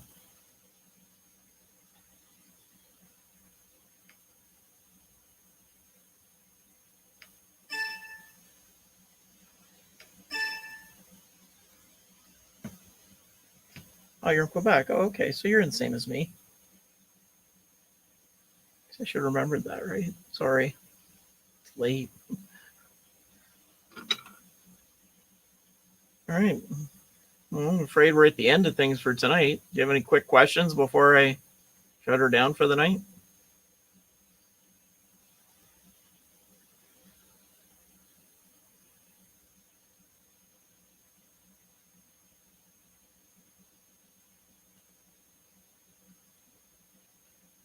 That into the video so that it's there.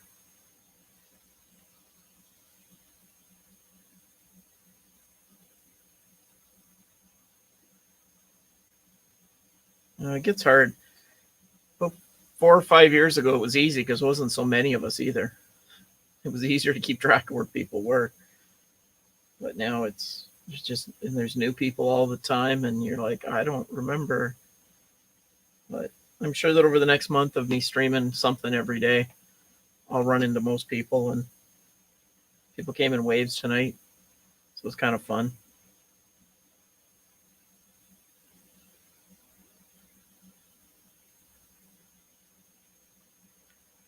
All right, everybody. Well, thanks for stopping in tonight. And if you're watching this in the replay, extra thanks.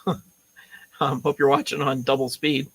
And but thanks for coming out. Remember to hit the like and subscribe buttons and all that good stuff if you would, so you can get notified the next time I go live. For the rest of April, my goal is to go live doing something every day, even if it's only a short stream at lunchtime or something during the week when I'm working. Might do a couple of streams during the day and just quick little tips or something. And we're on the plan for the month is some airbrushing. Something else that's been on my back burner for way too long, and I got to get that out and try it out. Not sure where in the house I'm going to do that yet. Maybe start down here. And we got a couple of printers to build at least. There's a few that have been in boxes for too long. There's a few that need repairs. Those will be longer sessions because they'll be troubleshooting, and it'd be good if there's a few people around to help tell me, no, don't do that. Yeah, put your finger in there. All the helpful stuff. So but for tonight, this is it. This is day 3, and we'll see you all next time. Thanks for coming along, and be safe. And remember, never let the machines win.